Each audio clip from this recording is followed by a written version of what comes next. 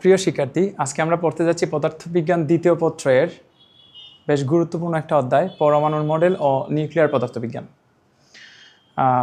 এই চ্যাপ্টারের আমরা আজকে জাস্ট গুরুত্বপূর্ণ অংশটুকু পড়ব, যে অংশটা থেকে সৃজনশীল আসার সম্ভাবনা সবচেয়ে বেশি। তো আমরা যদি প্রথমেই পুরো চ্যাপ্টারটার নামটা দেখতে যাই, চ্যাপ্টারের নামটা হচ্ছে পরমাণুর মডেল ও নিউক্লিয়ার পদার্থবিজ্ঞান। এই প্রথম অংশটুকু মানে পরমাণুর মডেল, এটা আসলে তোমরা অনেক আগে থেকেই জেনে আসতেছো এবং এটা খুব বেশি গুরুত্বপূর্ণ না, মানে এখান থেকে খুব বেশি সৃজনশীল আসবে না। সৃজনশীলটা আসলে নিউক্লিয়ার পদার্থবিজ্ঞান থেকে আসবে। তাই আমরা প্রথমেই এই নিউক্লিয়ার পদার্থবিজ্ঞান থেকে শুরু করব। তাহলে চলো শুরু করা যাক।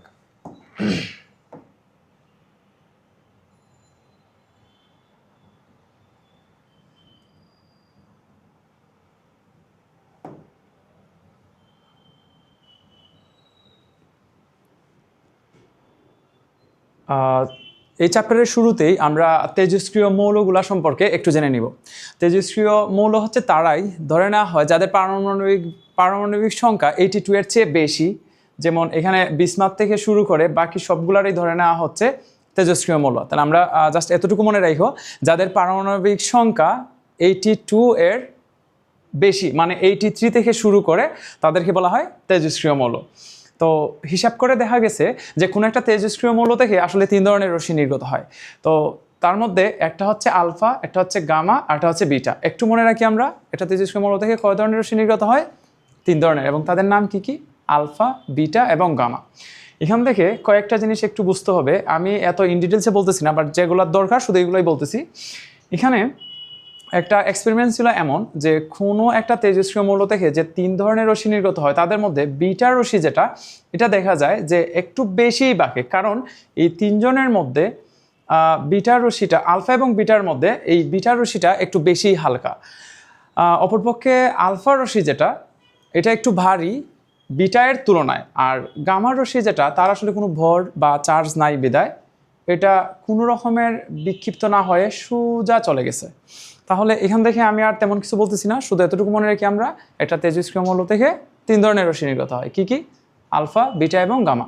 কিন্তু এখান থেকে এমসিকিউ আসতে পারে বিদায় আমরা প্রত্যেকটারে আলাদা আলাদাভাবে একটু জেনে নিব।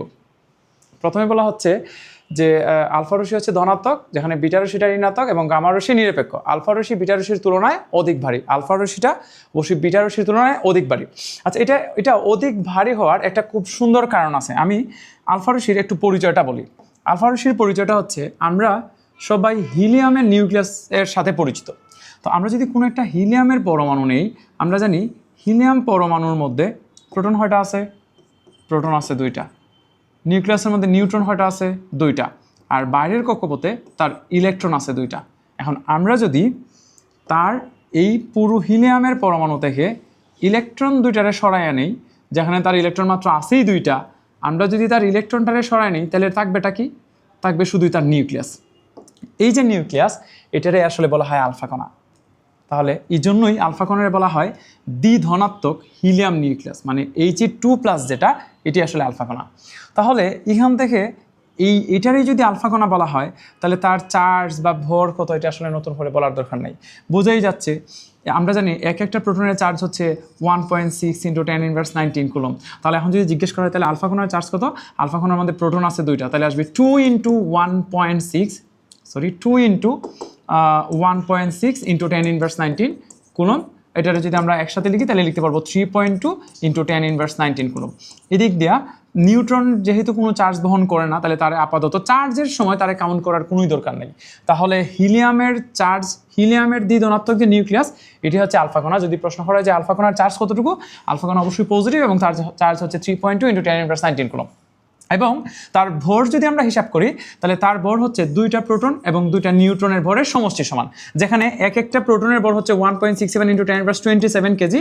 এবং আমরা জানি প্রোটনের ভর এবং নিউট্রনের ভর কিন্তু প্রায় সমান। তাহলে তুমি চাইলে ভর হিসাব করার সময় এভাবে বলতে পারো যে আলফা কণার ভর হচ্ছে প্রোটনের ভরের প্রায় 4 গুণ। আমি আবার এই কথাটা বলতেছি কেন 4 গুণ? কারণ আমরা যখন ভর হিসাব করতে যাব, তখন প্রোটনের ভর এবং নিউট্রনের ভর কিন্তু প্রায় সমান।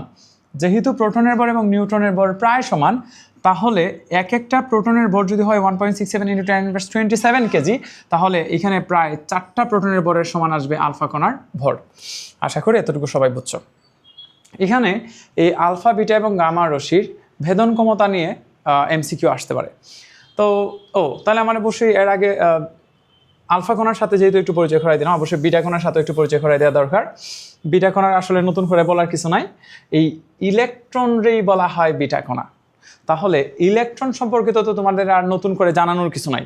ইলেকট্রনের ভর হচ্ছে 9.1 × 10⁻31 কেজি এবং তার চার্জ হচ্ছে 1.6 × 10⁻19 কুলম্ব।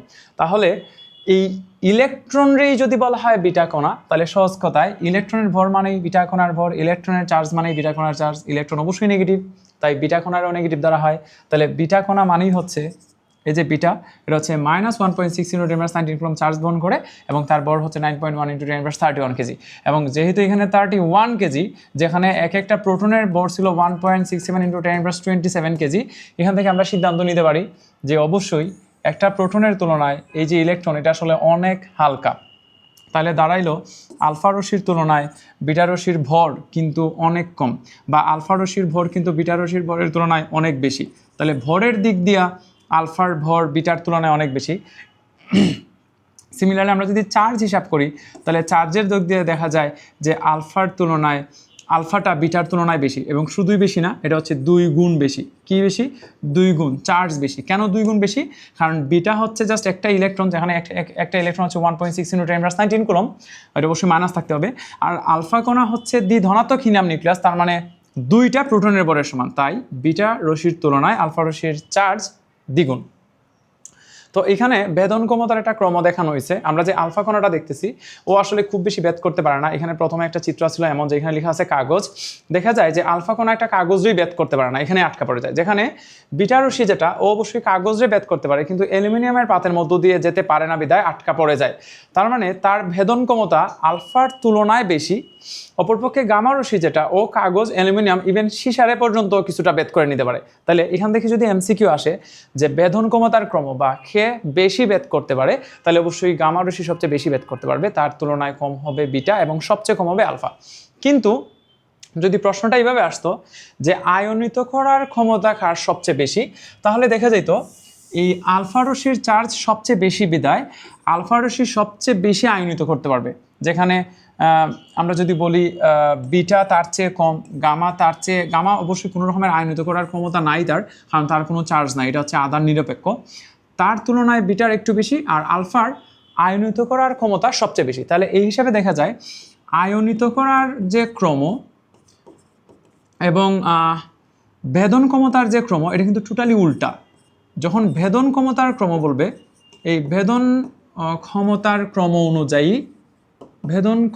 ক্রম অনুযায়ী গামায়ের ভেদন ক্ষমতা সবচেয়ে বেশি। আশা করি এতটুকু সবাই বুঝছো। তো আমরা আলফা রশ্মির কিছু বৈশিষ্ট্য শিখব। তো তার আগে বলে রাখি যে আলফা রশ্মির পরিচয়টা কি মনে আছে? তো আলফা রশ্মি মানে হচ্ছে দ্বিধনাত্মক হিলিয়াম নিউক্লিয়াস, মানে He2+, যেটা এটি আসলে আলফা কণা। তাহলে কি বলা হয়েছে? আলফা রশ্মি ধনাত্মক আধানযুক্ত, এর আধান হচ্ছে 3.2 × 10⁻19 কুলম্ব। আশা করি এটা কোথা থেকে আসছে সবাই বুঝছো। পরে হচ্ছে এর ভর হচ্ছে প্রায় এত, এটা কোথা থেকে আসছে? এটা হচ্ছে এই যে প্রায় 2টা প্রোটন এবং 2টা নিউট্রনের ভরের যোগ করলে এটা পাওয়া যাবে। এর রশ্মি চুম্বক ও তড়িৎ ক্ষেত্র দ্বারা বিচ্যুত হয়, হবেই তো, কারণ তার একটা নির্দিষ্ট পরিমাণ চার্জ আছে, তাহলে অবশ্যই চুম্বক ক্ষেত্র এবং তড়িৎ ক্ষেত্র 2টা দ্বারাই বিচ্যুত হবে। এর রশ্মি গভীর আয়নন সৃষ্টি করতে পারে। গভীর মানে হচ্ছে, এই গভীর কথাটা ইম্পর্টেন্ট এই জন্যই, কারণ আমরা যে 3টা রশ্মির সাথে পরিচিত হচ্ছি, আলফা, বিটা এবং গামা, তার মধ্যে আলফা রশ্মির চার্জের পরিমাণ সবচেয়ে বেশি, এই জন্য ও সবচেয়ে বেশি আয়নিত করতে পারবে। এর রশ্মির ভেদন ক্ষমতা, তার যে ভেদন ক্ষমতা, এটা বিটা এবং গামা রশ্মির তুলনায় কম। আশা করি এতটুকু সবাই বুঝছো। আমরা যদি এখন এই বিটা রশ্মির ধর্ম শিখতে যাই, যে বিটা রশ্মির ধর্ম মানে হচ্ছে, বিটার পরিচয়টা কি বলছিলাম? ইলেকট্রন রে আসলে বিটা কণা বলা হয়। তাহলে বিটা রশ্মি ঋণাত্মক আধানযুক্ত এবং এর আধান হচ্ছে 1.6 × 10⁻19, মানে যেহেতু আগেই ঋণাত্মক বলে রাখছে, তাই এখানে আর মাইনাস দেওয়ার প্রয়োজন নেই। এর ভর হচ্ছে 9.1 × 10⁻31 কেজি। এটা যেহেতু ইলেকট্রন, তাহলে তো তার ভর ইলেকট্রনের ভরের সমান হবেই। এই রশ্মি চুম্বক ও তড়িৎ ক্ষেত্র দ্বারা বিচ্যুত হয়। যেহেতু বিটা কণার চার্জ আছে, তাহলে অবশ্যই তড়িৎ এবং চুম্বক ক্ষেত্র দ্বারা বিচ্যুত হবে। এ রশ্মির আয়নিত ক্ষমতা আলফা এর তুলনায় কম, কারণ তার চার্জ বিটা এর চার্জ আলফা এর তুলনায় অবশ্যই কম। এ রশ্মির ভেদন ক্ষমতা আলফা রশ্মির তুলনায় বেশি, কিন্তু বিটা এর ভেদন ক্ষমতা আলফা এর তুলনায় বেশি, এটা আমরা অলরেডি শিখে গেছি। দেন পরে বলা আছে গামা রশ্মির ধর্ম। আমরা যদি গামা রশ্মির ধর্ম শিখতে যাই, গামা কিন্তু তার কোনো চার্জ অথবা আধান নাই, তাহলে গামা রশ্মি প্রথমে হচ্ছে আধান নিরপেক্ষ, তার কোনো আধান থাকবে না, তার কোনো ভর নেই। যেহেতু কোনো আধান নেই, তাহলে অবশ্যই তড়িৎ এবং চুম্বক ক্ষেত্র দ্বারা বিচ্যুত হবে না। এই রশ্মির আয়নিত করার ক্ষমতা সবচেয়ে কম, ইভেন কম বলা না, ডিরেক্ট নাই বললেই চলে, তার আয়নিত করার ক্ষমতা আসলে নাই, কারণ তার কোনো চার্জ নাই। এই রশ্মির ভেদন ক্ষমতা সবচেয়ে বেশি, কিন্তু গামা রশ্মির যেহেতু কোনো বল নাই, তাই তার ভেদন ক্ষমতা অন্য যে কোনো রশ্মি দুইটার তুলনায় বেশি। আমরা তাহলে এরপরের অংশটাতে যাই। এই চ্যাপ্টারে সত্য হতে হলে প্রশ্ন আসলে এই তেজস্ক্রিয়তা দেখে আসবে। সো এই অংশটা সবাই ভালো করে বুঝে যাও, তাহলেই হবে। সো তেজস্ক্রিয়তা হচ্ছে এমন একটা ঘটনা যে কোনো একটা তেজস্ক্রিয় মৌল প্রকৃতিতে রাখলে পরে ও আসলে আপনি ভাঙতে শুরু করে, এই ঘটনাটারই বলা হচ্ছে তেজস্ক্রিয়তা। এবং আমরা অলরেডি শিখে গেছি যে একটা তেজস্ক্রিয় মৌল দেখে আসলে 3 ধরনের রশ্মি নির্গত হয়, আলফা, বিটা এবং গামা, যেখানে আলফা পজিটিভ, বিটা নেগেটিভ এবং গামা হচ্ছে আধান নিরপেক্ষ। এখন কোনো একটা তেজস্ক্রিয় মৌল যখন ভাঙতে থাকে, মানে এই যে তেজস্ক্রিয় ঘটনা, তখন ও আসলে এমন না যে কোনো নিয়ম ছাড়াই ভাঙতে থাকে। হিসাব করে দেখা গেছে তেজস্ক্রিয় মৌলগুলো যখন ভাঙে, তখন তারা আসলে খুব সুন্দর একটা নিয়ম মেনে ভাঙে। আমি প্রথমেই এই তেজস্ক্রিয় মৌলগুলো যে ভাঙে তার নিয়মটা কি এটা একটু শিখাবো। ধরে নিচ্ছি আমরা কোনো একটা একখণ্ড তেজস্ক্রিয় মৌল নিলাম।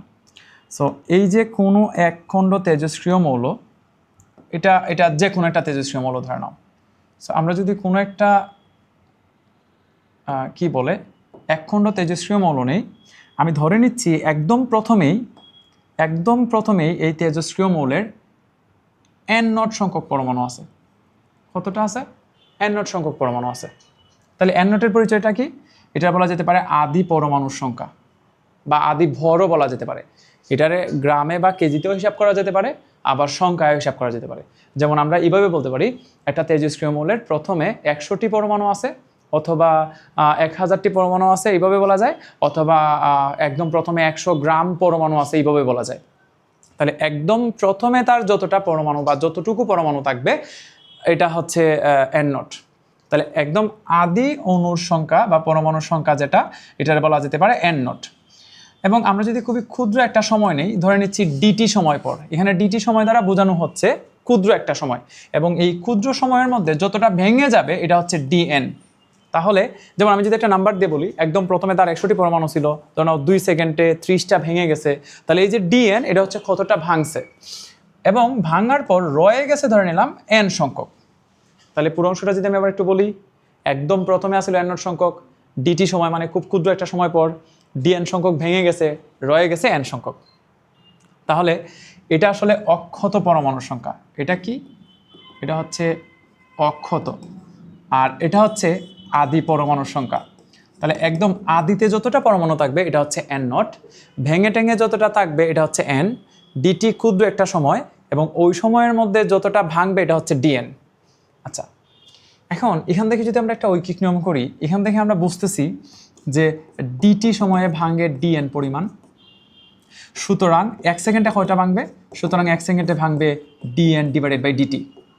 তাহলে ডিটি সময়ে ভাঙে ডিএন, সুতরাং 1 সেকেন্ডে ভাঙে ডিএন বাই ডিটি।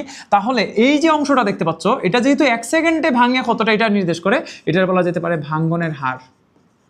কি বলা যেতে পারে? ভাঙ্গনের হার। তাহলে আমাদের যদি জিজ্ঞেস করা হয় যে বলো তো ভাঙ্গনের হার কাকে বলে? প্রতি সেকেন্ডে যতটা ভাঙবে তারই বলা হয় ভাঙ্গনের হার। আমি আবার বলতেছি, প্রতি সেকেন্ডে যতটা ভাঙবে তারই বলা হয় ভাঙ্গনের হার। এবং এখান থেকে তোমাদের এককটাও মনে রাখা দরকার।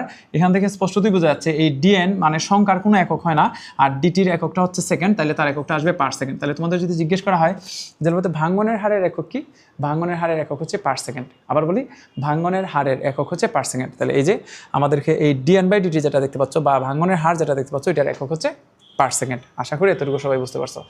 এখন আমরা যে নিয়মটা বলতেছিলাম যে তেজস্ক্রিয় মৌলগুলো যখন ভাঙে, তখন আসলে এমন না যে যেভাবে খুশি ভাঙতে থাকে, তারা আসলে খুব সুন্দর একটা নিয়ম মেনে ভাঙে। এবং আমি তোমাদেরকে এখন এই নিয়মটাই শেখাবো যে ও আসলে কী নিয়ম মানে। Wait a minute please. তো তেজস্ক্রিয় মৌলগুলো যখন ভাঙে,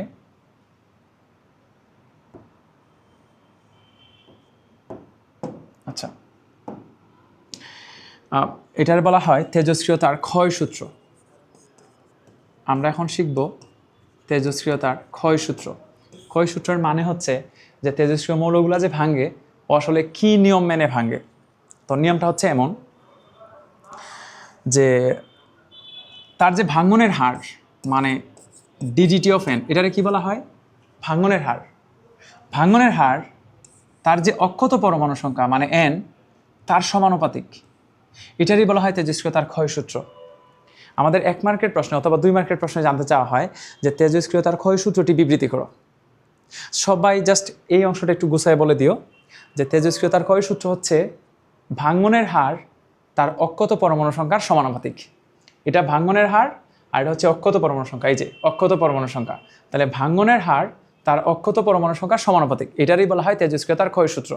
আমি জিনিসটা অন্য একটা এক্সাম্পলের সাহায্যে বলি, তাহলে দেখবা যে সবাই বুঝে গেছো।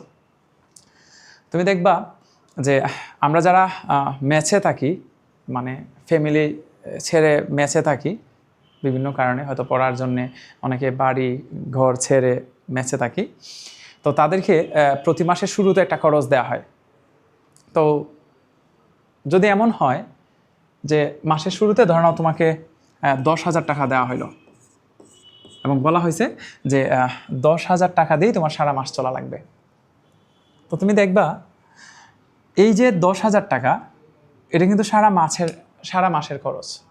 তুমি দেখবা যে প্রথম সপ্তাহে না আমাদের অনেক খরচ হয়ে যায়। ইভেন এমন হতে পারে যে প্রথম সপ্তাহে আমাদের 5,000 টাকা খরচ, প্রথম সপ্তাহেই 5,000 টাকা খরচ। কেন? কারণ ওই সময় টাকা অনেক বেশি থাকে, দেখবা খরচ অনেক বেশি হয়। রেস্টুরেন্ট, ঘোরানো, আড্ডা, হ্যানত্যান করে অনেক কিছু কেনার দরকার পড়ে, কিনে টেনে দেখবা যে প্রথম সপ্তাহেই কি শেষ, 5,000 টাকা শেষ। এখন আছে কত? 5,000। এবং সপ্তাহ বাকি কিন্তু 3টা, পুরো মাস যাওয়া লাগবে। এরপরের সপ্তাহে দেখবা মানে 5,000 টাকা খরচ হয়ে গেল, রইল 5,000। এরপরের সপ্তাহে কিন্তু তোমার কাছে আর 5,000 টাকা নাই, রয়ে গেছে 5,000 খরচ হয়ে গেছে, সরি 5,000 টাকা রয়েছে। এরপরের সপ্তাহে দেখবা যে প্রায় বেশ খরচ হয়ে গেছে, এখান থেকে আরও প্রায় ধরো তোমার 2,500 টাকা খরচ হয়ে গেল। একটু খেয়াল করে দেখো, এখন তোমার কাছে রয়ে গেছে মাত্র 2,500 টাকা, কিন্তু সপ্তাহ বাকি আরও 3টা। প্রথম সপ্তাহে যে পরিমাণ খরচ হবে পরের সপ্তাহে একটু কম হয়। এবং এরপরের সপ্তাহে দেখবে যখন 2,500 রয়েছে, 3 নম্বর সপ্তাহে দেওয়া হয়ে গেল 1,500 টাকা খরচ। বুঝছো? 1,500 টাকা খরচ। এখন রয়েছে টাকা মাত্র আর কত? 1,000। দেখবা ওই পরের সপ্তাহ কোনো রকমে কষ্ট করে টেনে টুনে, যেখানে না গেলেই নয়, যে যা না কিনলেই নয়, শুধু ওইগুলো আমরা ব্যবহার করি। আমরা খুব এক্সট্রা খরচ করি না, কারণ দেখা যায় যে আমার পুরো 1 সপ্তাহ যা লাগবে, কিন্তু টাকা রয়েছে মাত্র 1,000। তাহলে একটু খেয়াল করে দেখো, এই পরের সপ্তাহে মানে একদম শেষের সপ্তাহে আমরা 1,000 টাকা দিয়েও চলতে পারি, কিন্তু প্রথম সপ্তাহে দেখা যায় যে টাকা চলে যাচ্ছে প্রায় 5,000 টাকা। কারণ কি? কারণ আমাদের কাছে টাকা অনেক বেশি ছিল তখন। আমাদের কাছে যখন টাকা বেশি থাকে তখন একটু খেয়াল করে দেখো, তখন খরচ কিন্তু বেশি হয়। তাহলে যখন আমাদের কাছে 10,000 টাকা ছিল তখন এই প্রথম সপ্তাহে 5,000 টাকা খরচ, পরে যখন 5,000 টাকা মানে আমাদের টাকার পরিমাণটা কমে আসছে, পরে দেখো খরচও না কমে আসছে। এরপরে যখন আরও কমলো, খরচ আরও কমলো, শেষে যখন একদমই টাকার পরিমাণ অনেক কম, তখন খরচও অনেক কম। তাহলে কি দাঁড়াইলো? টাকা যত বেশি থাকবে খরচ তত বেশি হবে। তেজস্ক্রিয়তার ক্ষয়সূত্রটা একদম হুবহু সেম জিনিস। একটা তেজস্ক্রিয় মৌল, তার আদিতে তার যে পরমাণুর সংখ্যা বা অণুর সংখ্যা বলো, এগুলো অনেক বেশি থাকবে, কারণ এখনও ভাঙতেছে না বা শুরু করছে না এখনও। ধরো একদম প্রথমে তার ধরো অনেকগুলো পরমাণু আছে। তাহলে যখন তার অনেকগুলো পরমাণু থাকবে, দেখা যায় যে এখন বেশি বেশি করে ভাঙে। আমি একটা নাম্বার বলি, ধরে নাও ঠিক এরকমই, ধরে নাও, আচ্ছা এটা বাদ দিয়ে দিই, আশা করি এটা বুঝে গেছে সবাই। সরি একটা মিনিট। তো যেটা বলতেছিলাম যে ধরে নাও একটা তেজস্ক্রিয় মৌলের একদম প্রথমে ধরে নাও 500টি পরমাণু আছে। একদম প্রথমে কতটি আছে? 500টি আছে ধরে নাও। তাহলে একদম প্রথমে যখন তার 500টি পরমাণু থাকবে, এখন দেখা যাবে একদম প্রথম সেকেন্ডে মানে 1 সেকেন্ডে ধরে নাও 50টি ভেঙে গেছে। একটু খেয়াল করে দেখো, তাহলে একদম প্রথমে আসিল 500টি, 1 সেকেন্ডে 50টি ভেঙে গেছে। এখন দেখা যাবে এর ঠিক পরের সেকেন্ডে, মানে এর পরের সেকেন্ডটা এসে দেখা যাবে তার কাছে আর 500টি নাই, তার কাছে এখন পরমাণু আছে 450টি। তাহলে তোমার যদি এখন প্রশ্ন করা হয় যে বলো তো তার অক্ষত পরমাণুর সংখ্যা বাড়ছে না কমছে? অক্ষত পরমাণুর সংখ্যা কমে গেছে। একটু আগে অক্ষত পরমাণুর সংখ্যা ছিল 500টি, এখন হতে হয়েছে 450টি। তাহলে এই যে 500 থেকে 450 হলো, তার অক্ষত পরমাণুর সংখ্যা কমে গেছে। এখন এই যে অক্ষত পরমাণুর সংখ্যা কমে গেল, এই যে অক্ষত পরমাণুর সংখ্যা কমে গেল, তার এখন ভাঙনের হারও কমে যাবে। এর পরের সেকেন্ডে এখন আর 50টি ভাঙবে না। প্রথমে যখন 500টি অক্ষত পরমাণু আসিল, 1 সেকেন্ডে 50টি ভাঙছে, এই 1 সেকেন্ডে যতটা ভাঙছে এটি তো ভাঙনের হার। পরের সেকেন্ডে দেখা যাবে 450টি আছে, এখন দেখা যাবে কোনো কারণে ধরো 45টি ভাঙতেছে। তাহলে দেখো, যখন তার অক্ষত পরমাণু সংখ্যা কমে গেছে তখন তার ভাঙনের হারও কমে গেছে। এর পরের সেকেন্ডে আর 50টি ভাঙছে না। এখন তুমি যদি তার পরের সেকেন্ডের কথা চিন্তা করো, এখন তার কাছে আর 450টিও নাই, এখন ধরে নাও আছে 405টি। এখন দেখা যাবে এই 45টাও ভাঙতেছে না, ধরে নাও কোনো কারণে আমরা বললাম যে 41টা ভাঙতেছে, তাহলে দেখো এই যে ভাঙনের হারও কমে গেছে। এইভাবে ভাঙতে ভাঙতে যখন ধরো তার কাছে 100টি থাকবে, এখন দেখা যাবে যে 40টি ভাঙতেছে না, সর্বোচ্চ ধরো 10টি ভাঙতেছে। তাহলে তার অক্ষত পরমাণুর সংখ্যা যত কমতেছে, তার ভাঙনের হারও কিন্তু 50, 45, 41 কমতে কমতে কমতে ধরো এইভাবে কমতে থাকবে। তাহলে তার কি হলো? অক্ষত পরমাণুর সংখ্যা কমবে, ভাঙনের হারও কমবে। যত বেশি থাকবে পরমাণু, ভাঙবে প্রতি সেকেন্ডে বেশি বেশি করে। এটা অনেকটা আমাদের টাকা খরচ করার মতো। আমাদের কাছে যখন অনেক বেশি টাকা থাকবে, দেখা যাবে যে আমরা বেশি বেশি খরচ করতেছি, কিন্তু যখন দেখা যাবে আমাদের কাছে টাকার পরিমাণটা কমে আসতেছে খরচ মাস শেষে, তখন দেখা যাবে আমাদের খরচের পরিমাণ কমে যাচ্ছে। তাহলে এটা হচ্ছে তেজস্ক্রিয়তার ক্ষয়সূত্র। কি বলবো? ভাঙনের হার অক্ষত পরমাণু সংখ্যার সমানুপাতিক। ওকে, আশা করি এতটুকু সবাই বুঝতে পারছো। এখন তেজস্ক্রিয়তার তার যে এসআই একক, তেজস্ক্রিয়তার এসআই একক হচ্ছে বেকেরেল। খুবই গুরুত্বপূর্ণ ব্রিজ, এমসিকিউর জন্য একদম মুখস্থ রাখো। তেজস্ক্রিয়তার এসআই একক কি? এসআই একক হচ্ছে বেকেরেল। এটার বিকিউ দ্বারা প্রকাশ করা হয় এবং প্রতি সেকেন্ডে একটি তেজস্ক্রিয় ভাঙনকে বলা হয় 1 বেকেরেল। পরীক্ষায় যদি আসে 1 বেকেরেল কাকে বলে, তাহলে প্রতি সেকেন্ডে যদি একটা ভাঙে এটারই বলা হয় 1 বেকেরেল। তাহলে এখন কি 10 বেকেরেল কাকে বলে এটা বোঝানো লাগবে? প্রতি সেকেন্ডে যদি 10টা তেজস্ক্রিয় মৌল ভাঙে, তাহলে এটার বলা হবে প্রতি সেকেন্ডে যদি 10টা করে ভাঙে, তাহলে তারে বলা হবে 10 বেকেরেল। এবং এই বেকেরেলের সমতুল্য একক হচ্ছে ডিকে পার সেকেন্ড। একটু মনে রাখি আমরা, বেকেরেল মানে হচ্ছে ডিকে পার সেকেন্ড। তাহলে 1 বেকেরেল মানে 1 ডিকে পার সেকেন্ড, আবার 1 বেকেরেল মানে 1 ডিকে পার সেকেন্ড। এটারে এইভাবে পড়তে হয়, ডিকে পার সেকেন্ড।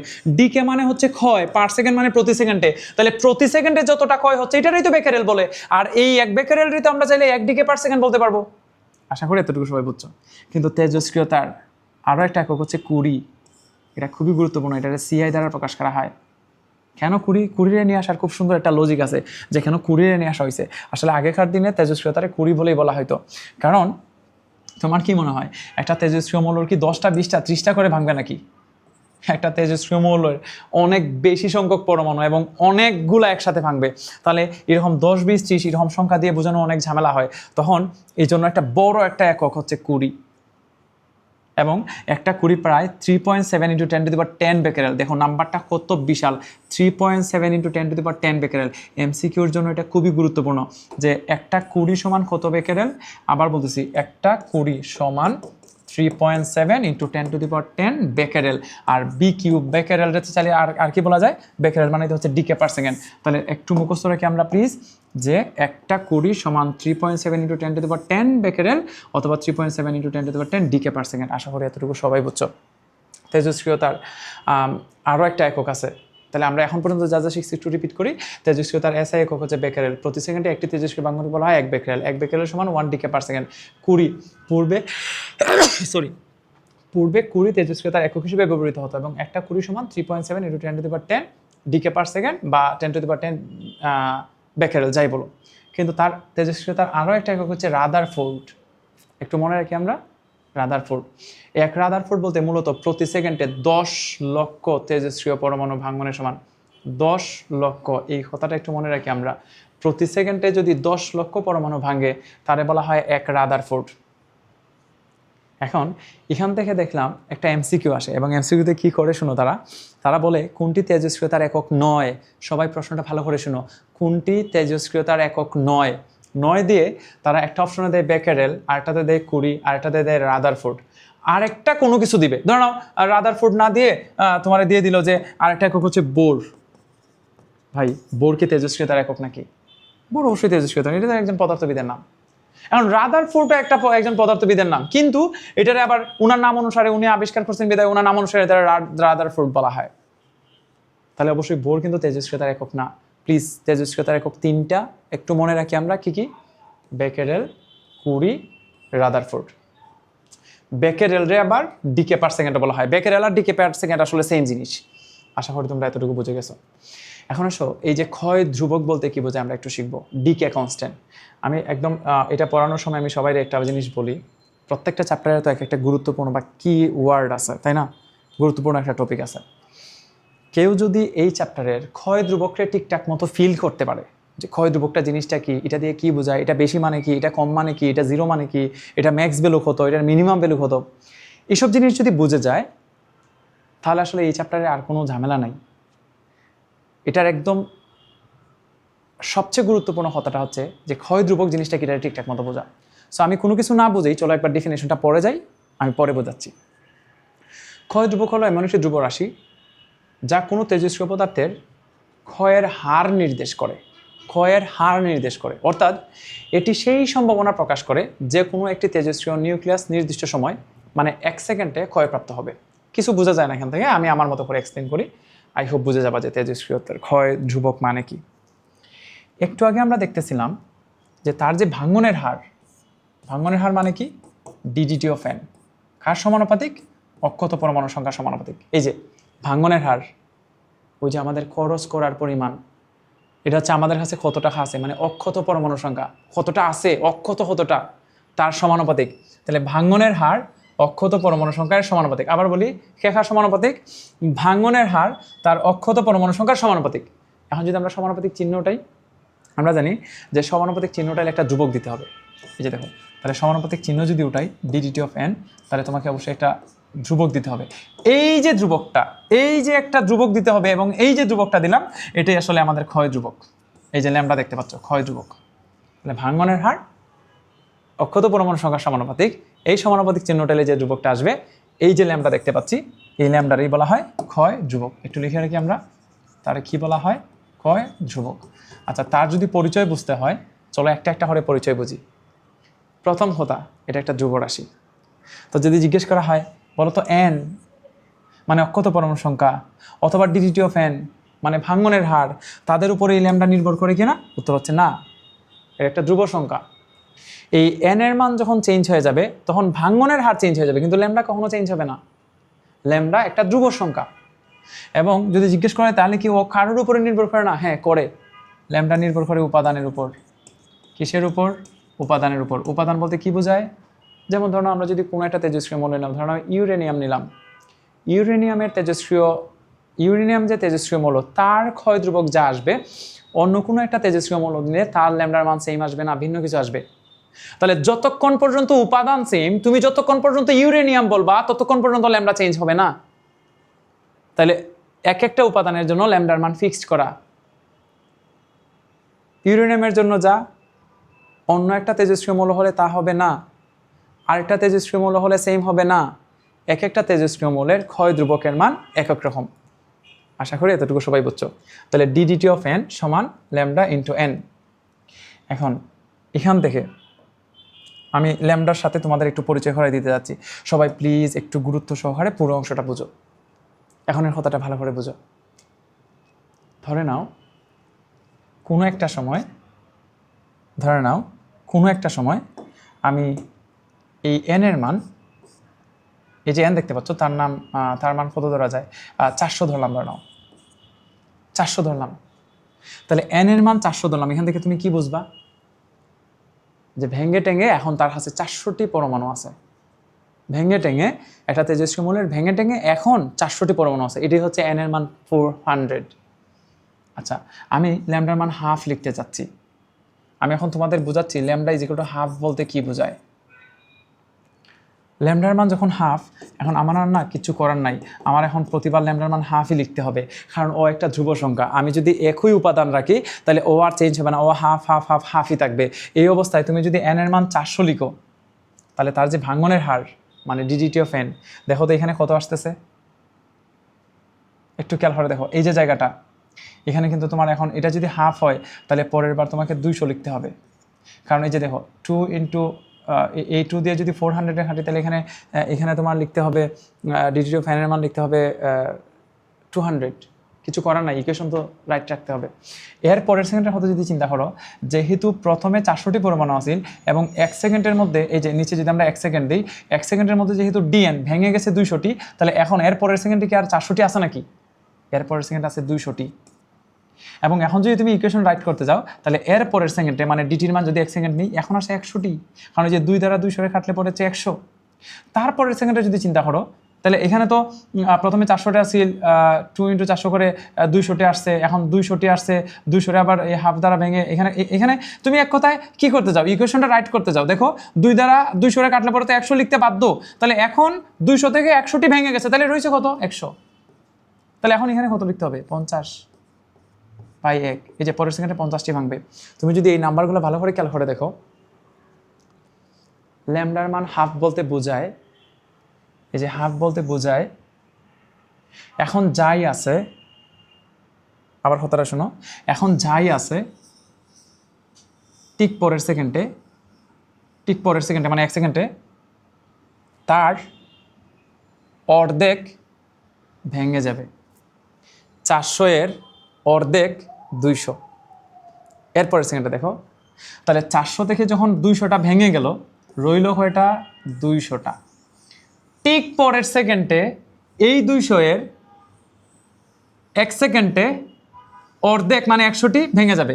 এই যে এই অংশটুকু ভেঙে যাবে। আবার 200 থেকে 100 ভেঙে যখন 100 রইল, তখন 100 এর ঠিক পর সেকেন্ডে তার অর্ধেক মানে 50টি ভেঙে এখন আর থাকবে আরও 50টি। যারা কথাটা বুঝছো না, আমি আবার বলি। তাহলে আমি যদি এখন নাম্বার না দিয়ে লেটার দিয়ে চিন্তা করি, তাহলে যখন ল্যামডার মান হাফ হবে, এটা দ্বারা বোঝায় তার অক্ষত পরমাণু সংখ্যা যাই হবে ঠিক পরের সেকেন্ডে তার অর্ধেক ভেঙে যাবে। ঠিক পরের সেকেন্ডে অর্ধেক শেষ, তারপরের সেকেন্ডে তার অর্ধেক শেষ, তারপরের সেকেন্ডে তার অর্ধেক শেষ। আচ্ছা, এখন যদি ল্যামডার মান আমরা যদি হাফ না নিয়ে অন্য একটা নাম্বার নিতাম, চলো একটু অন্য নাম্বার দিয়ে বোঝাই বিষয়টা। ধরে নাও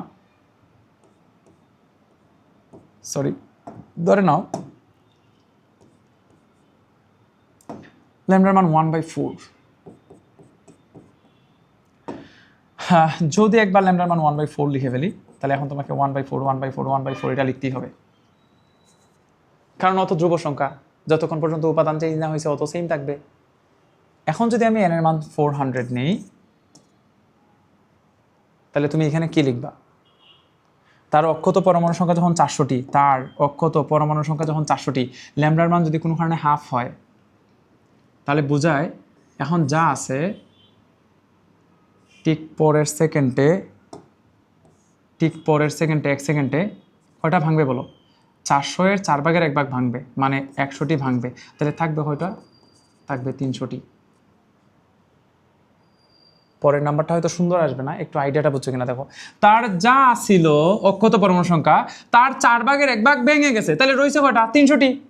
তাহলে সহজ কথায় এখন যদি আমি বলি তার একদম প্রথমে আসিল এন নট, তাহলে ল্যামডার মান যদি হয় 1/4, এটা দ্বারা বুঝে নিতে হবে প্রতি সেকেন্ডে যা থাকবে তার 1/4 করে ভাঙবে, তার 1/4 করে ভাঙবে, তার 1/4 করে ভাঙবে। এখন যদি ল্যামডার মান 1/3 হইতো তাহলে কি হতো? এখন যা থাকবে ঠিক পরের সেকেন্ডে তার 3/1 ভাঙবে। ল্যামডার মান যদি 1/10 হইতো কি হইতো? ল্যামডার মান যদি 1/10 হইতো তাহলে বুঝে নিতাম এখন যা আছে ঠিক পরের সেকেন্ডে এই 10/1 করে ভাঙতো, 10/1 করে ভাঙতো। তাহলে একটা তেজস্ক্রিয় মৌলের প্রতি সেকেন্ডে তার এখন যা আছে তার কত অংশ করে ভাঙবে, এটা আসলে ল্যামডা দিয়ে বোঝা যায়। তাহলে এখন যদি আমরা একসাথে দুইটা জিনিস কম্পেয়ার করি, ধরো এ নামক একটা তেজস্ক্রিয় মৌল আছে, তার ল্যামডার মান হচ্ছে হাফ, এবং বি নামক একটা তেজস্ক্রিয় মৌল আছে, তার ল্যামডার মান আছে 1/3। এখান থেকে আমরা কি বুঝবো? কোনো একটা তেজস্ক্রিয় পদার্থের ল্যামডার মান হচ্ছে এ যে তেজস্ক্রিয় মৌল তার ল্যামডার মান হচ্ছে হাফ, এবং বি যে তেজস্ক্রিয় মৌল তার ল্যামডার মান হচ্ছে 1/3। এই দুটোর মধ্যে আমরা কি বুঝবো আলাদা? এটার যদি আমি বাংলায় যদি বোঝাতে যাই, মানে আমি যদি লিখে বিবৃতি করে বোঝাতে যাই, তাহলে আমরা লিখব প্রতি সেকেন্ডে, দেখো প্রতি সেকেন্ডে অক্ষত পরমাণুর অক্ষত পরমাণু এর অর্ধেক ভেঙে যাবে বা ক্ষয়প্রাপ্ত হবে, একই তো কথা, ভেঙে যাওয়া ক্ষয়প্রাপ্ত হওয়া, অর্ধেক ক্ষয়প্রাপ্ত হবে। আচ্ছা তাহলে এখন এটারে তাহলে কি লিখবা, এটারে কি লিখবো, প্রতি সেকেন্ডে আমি যদি এটারই কপি করে যাই সেমই তো থাকবে। তো যার ল্যামডার মান 1/3 প্রতি সেকেন্ডে অর্ধেক লিখবো না, অর্ধেক লিখবো না, অর্ধেক লিখবো অবশ্যই না, কারণ এটার ল্যামডার তো অর্ধেক বলি নাই, 1/3 বলছি, 1/3 সবাই আমি যেভাবে বলতেছি ঠিক এইভাবে খাতায় এই দুটো আলাদা করো, তাহলে বুঝে যাবা। তাহলে একটু এখন যদি জিজ্ঞেস করা হয় যে যার অর্ধেক অর্ধেক করে ভাঙতেছে এবং যার 1/3 করে ভাঙতেছে, আচ্ছা কোনটার বেশি ভাঙতেছে, মানে যাই থাকবে তার 1/2 অংশ করে ভাঙলে বেশি ভাঙতেছে না 1/3 করে বেশি করে ভাঙতেছে, কোনটার মান বেশি বোঝায়? অবশ্যই অর্ধেক করে বেশি বোঝায়। এটার তুলনায় এই অংশটা একটু বড়, তার মানে এখানে দ্রুত ভাঙতেছে, তুলনামূলক এখানে দ্রুত ভাঙতেছে, তার তুলনায় এখানে দ্রুত ভাঙতেছে, তার মানে এটা দ্রুত নিঃশেষ হয়ে যাবে, কারণ এখানে বেশি বেশি করে ভাঙতেছে, যাই আছে তার অর্ধেক ভেঙে যাচ্ছে, আর এখানে যাই থাকবে তার 1/3 করে ভাঙতে থাকবে। তাহলে যার ল্যামডার মান বেশি এটা দ্রুত ভাঙে, যার ল্যামডার মান কম এটা ধীরে ভাঙে। এই অংশটাই বলতেছিলাম যে ল্যামডারে বোঝা খুব গুরুত্বপূর্ণ। কেউ যদি ক্ষয় ধ্রুবকরে একবার চিনে যায় তাহলে স্পষ্টতই বোঝা যায়। আমি আরেকটা নাম্বার দিয়ে বলি, একটু নাম্বারটা চেঞ্জ করে ফেলি প্লিজ, দেখি তোমরা বুঝে যাও কিনা। আমি যদি বলি যে কি বলি, ধরে নাও একটা পদার্থের ধরে নাও পি আর কিউ নামক দুইটা পদার্থ আছে, পি আর কিউ নামক দুইটা পদার্থ আছে। তাহলে একটা হচ্ছে পি, তার ল্যামডার মান হচ্ছে 1/7, তার ল্যামডার মান হচ্ছে 1/15। কি বুঝবো এখান থেকে? তোমার বুঝে নিতে হবে যার 1/7 ইট মিনস প্রতি সেকেন্ডে তার অক্ষত যা আছিল তার 1/7 অংশ করে ভাঙতে থাকবে, আর যার 1/15 তার 1/15 অংশ করে ভাঙতে থাকবে। তাহলে দ্রুত ভাঙতেছে কোনটা? এখানে যাই থাকবে তার 7/1 করে ভাঙতে থাকবে, এখানে যাই থাকবে তার 15/1 করে ভাঙবে, তাহলে ভাঙতেছে এখানে বেশি, তার 15/1 ভাঙবে, এখানে 7/1 ভাঙবে, তাহলে ভাঙতেছে কোনটাতে বেশি? এটাতে বেশি ভাঙতেছে। তাহলে ল্যামডার মান বেশি হলে ধীরে ভাঙে না দ্রুত ভাঙে? দ্রুত ভাঙে, তাড়াতাড়ি নিঃশেষ হবে, প্রকৃতিতে বেশি দিন থাকতে পারবে না। যার ল্যামডার মান কম ধীরে ধীরে ভাঙতেছে, এটা নিঃশেষ হতে অনেক বেশি সময় লাগবে। ইভেন দেখবা এমসিকিউতে জানতে চায়, এমসিকিউতে এইভাবে প্রশ্ন করা হয় যে কোনটি প্রকৃতি থেকে দ্রুত নিঃশেষ হয়ে যাবে, মানে সহজ কথা তুমি ল্যামডার মান বের করো, কম্পেয়ার করো, যার ল্যামডার মান বেশি এটা দ্রুত ভাঙতেছে এবং এটা তাড়াতাড়ি নিঃশেষ হয়ে যাবে, যার ল্যামডার মান কম এটা ধীরে ধীরে ভাঙতেছে, এটা নিঃশেষ হতে বেশি সময় লাগবে। আশা করি এতটুকু সবাই বুঝছো। আমরা তাহলে এটা বুঝে গেলাম। আমরা এরপরের অংশটা শিখবো যে ক্ষয় ধ্রুবক বেশি এবং কম মানে কি। দেখো এখানে স্পষ্টতই লেখা আছে যে ক্ষয় ধ্রুবক যত বেশি হবে পদার্থটি তত দ্রুত ক্ষয়প্রাপ্ত হবে, এবং ক্ষয় ধ্রুবক যত কম হবে পদার্থের ক্ষয়ের হার তত ধীরে হবে। এটা এতক্ষণ বলেছিলাম। এখানে একটা ক্যালকুলেশন আছে, আমি ক্যালকুলেশনটুকু দেখাবো না, তাও একবার খুব তাড়াতাড়ি রিপিট করবো, তোমরা যদি ক্যাচ করতে পারো তো ভালো, কারণ এটা আমার হচ্ছে কি ক্লাস, আমি চাচ্ছি যে যেগুলো আসে শুধু ওইগুলো একটু দেখাই দিই আর কি, এত ইন ডিটেলসে গেলে ক্লাস অনেক বড় হয়ে যাবে। আই হোপ এটা বুঝে গেছে। ভাঙ্গনের হার অক্ষত পরমাণু সংখ্যার সমানুপাতিক। দেন এই যে ভাঙ্গনের হার সমানুপাতিক চিহ্নটালে একটা ধ্রুবক দিতে হয়। দেন এখন তোমার মানে এখানে একটা সবচেয়ে ঝামেলার যে জিনিসটা, এখানে একটা মাইনাস আসছে। সো এই জিনিসটা অনেকে বুঝবা না যে মাইনাসটা কেন আসলে। আমি বলি আসলে এখানে সময়ের সাথে সাথে এই যে অংশটা এটা আসলে হ্রাস পায়। কি হয়? এটা হ্রাস পায়। এটা কেন হ্রাস পায়? কারণ তোমাদের যদি জিজ্ঞেস করা হয় যে বলো তো যত সময় যাবে ভাঙবে তত বেশি বেশি করে না কম কম করে, তাহলে অবশ্যই দেখা যাবে যে এখন যা ভাঙবে যত সময় যাবে ভাঙনের পরিমাণটা তত কমতে থাকবে, কারণ অক্ষত পরমাণুর সংখ্যা কমতে থাকবে। আর অক্ষত পরমাণুর সংখ্যা কমা মানেই ভাঙনের হার কমা। এই যে সময় গেলে পরে ভাঙনের হারটা কমতে থাকবে, এই জন্য এখানে একটা মাইনাস আসছে। দেন আমরা যেটা করব, এই যে এন দেখতে পাচ্ছ, এন রে বামে নিয়ে আসলাম আর ডিটি রে ডানে নিয়ে গেলাম। দেন উভয় পাশে ইন্টিগ্রেশন করতেছি। ইন্টিগ্রেশন করে কি করা যায় যে লিমিটটা ভালো করে দেখো, এখানে চলক হিসেবে আছে টি আর বাম পক্ষে চলক হিসেবে আছে এন। তাহলে একদিকে হচ্ছে সময় আর একদিকে হচ্ছে নাম্বার, মানে পরমাণুর সংখ্যা আর কি। তো প্রথমে যখন টাইমের মান 0, তোমরা একটু বলো তো টাইম 0 মানে কি? এখন তার পরমাণুর সংখ্যা হচ্ছে এন নট। এন নট মানে কি ছিল? আদি পরমাণুর সংখ্যা। তাহলে যখন টাইম 0 মানে এখন মাত্র শুরু করতেছি সময় গোনা, তাহলে তখন তো তার অক্ষত পরমাণু সংখ্যা n নট হবেই। টি সময় পর এখন কি আর n নট আছে? এখন হয়ে গেছে n। তাহলে যখন সময় 0 তখন তার পরমাণু সংখ্যা হচ্ছে n নট, যখন টি সময় পর তখন তার পরমাণু সংখ্যা হচ্ছে n। তাহলে এই যে 1/n × dn minus lambda × dt, এই জায়গাটা একটু খেয়াল করে দেখবা। এই যে 1/n × dn, এটার আসলে বলা যায় ln n। কীভাবে হইলো? আই হোপ এরকম একটা সূত্র আছে, সবাই জানো যে ইন্টিগ্রেশন অফ 1/x × dx সমান কি হয়? ln x। তাহলে ইন্টিগ্রেশন অফ 1/n × dn সমান কি আসবে? ln n। তো এরকমই আর কি ln n। তারপর লিমিট বসানো হয়েছে, এদিকে ইন্টিগ্রেশন অফ dt মানে হচ্ছে t, লিমিট বসে ফাইনালি এরকম একটা ইকুয়েশন পাওয়া যাবে। তোমরা ক্যালকুলেশনটুকু নিজে নিজে লিখলেই বুঝে যাবে, এত কঠিন কিছু না। এখন আমাদের যেটা করতে হবে, আমরা যেটা করব এখন, আমরা এই তিনটা ইকুয়েশন একটু মুখস্থ রাখবো। এই একটা, এটা তো সেম। এটারে চাইলে আমরা n নটের ওই পাশে নিয়ে এভাবে লিখে দিতে পারবো যে n = n not into e to the power minus lambda into হচ্ছে t। তিনটে ইকুয়েশন দেখো, ln n/n নট সমান minus lambda into t, n not এই পাশে নিয়ে n = n not e to the power minus lambda into t। যখন যেটা দরকার পড়ে এগুলো লিখতে পারবো। খাতায় এখন একটু লিখে রাখো, এই যে n/n নট, এটার বলা হয় অক্ষত অংশ। কি অংশ? অক্ষত অংশ। আচ্ছা, এটা অক্ষত অংশ কিভাবে হইল? অক্ষত অংশ না বলে এটার অবশিষ্ট অংশ বলা যেতে পারে। এটারে কেন অক্ষত অংশ বা অবশিষ্ট অংশ বলে? আচ্ছা, একটা প্রমাণ দেখাচ্ছি। ধরে নাও কোথাও লেখা আছে, আমাদের প্রশ্ন আছে, পরে বলবো না, আপাতত এটা অক্ষত অংশ লিখে রাখো। প্রশ্নতে যখন যাবো তখন এটা বলবো যে এটা কীভাবে অক্ষত অংশ হয়েছে। তাহলে এই যে n/n নট, এটার পরিচয় কি? এটা হচ্ছে অক্ষত অংশ। আচ্ছা, এখন যদি কোথাও প্রশ্ন বলে যে 1/3 অবশিষ্ট থাকতে কত সময় লাগবে, এরকম একটা প্রশ্ন হলো, দাঁড়ালাম 1/3 অংশ অবশিষ্ট থাকতে তার কত সময় লাগবে। তাহলে 1/3 অংশ অবশিষ্ট, ইট মিনস এই n/n নটের জায়গায় আমরা 1/3 লিখতে পারবো। কিন্তু যদি প্রশ্নে বলে 1/3 অংশ ক্ষয়প্রাপ্ত হতে কত সময় লাগবে, ভালো করে কথাটা শোনো। যদি অক্ষত না বলে বা অবশিষ্ট না বলে যে 1/3 অংশ ক্ষয়প্রাপ্ত হতে কত সময় লাগবে, তাহলে আমরা কি জানতাম? আমরা সম্পূর্ণ অংশরে কি নামে জানি? আমরা জানি সম্পূর্ণ অংশ মানে তো হচ্ছে 1। তাহলে সম্পূর্ণ অংশ যদি হয় 1, তার মধ্যে যদি 1/3 অংশ ক্ষয়প্রাপ্ত হয়, তাহলে রইল কতটুকু? 2/3 অংশ অবশিষ্ট। 2/3 অংশ অবশিষ্ট। এখন ভাই ভালো করে শোনো, যদি প্রশ্নে প্রথমেই কতটুকু অক্ষত বা কতটুকু অবশিষ্ট থাকে, তাহলে তো তুমি ডিরেক্ট n/n নটের জায়গায় বসাওয়াই না, কোনো আপত্তি নাই।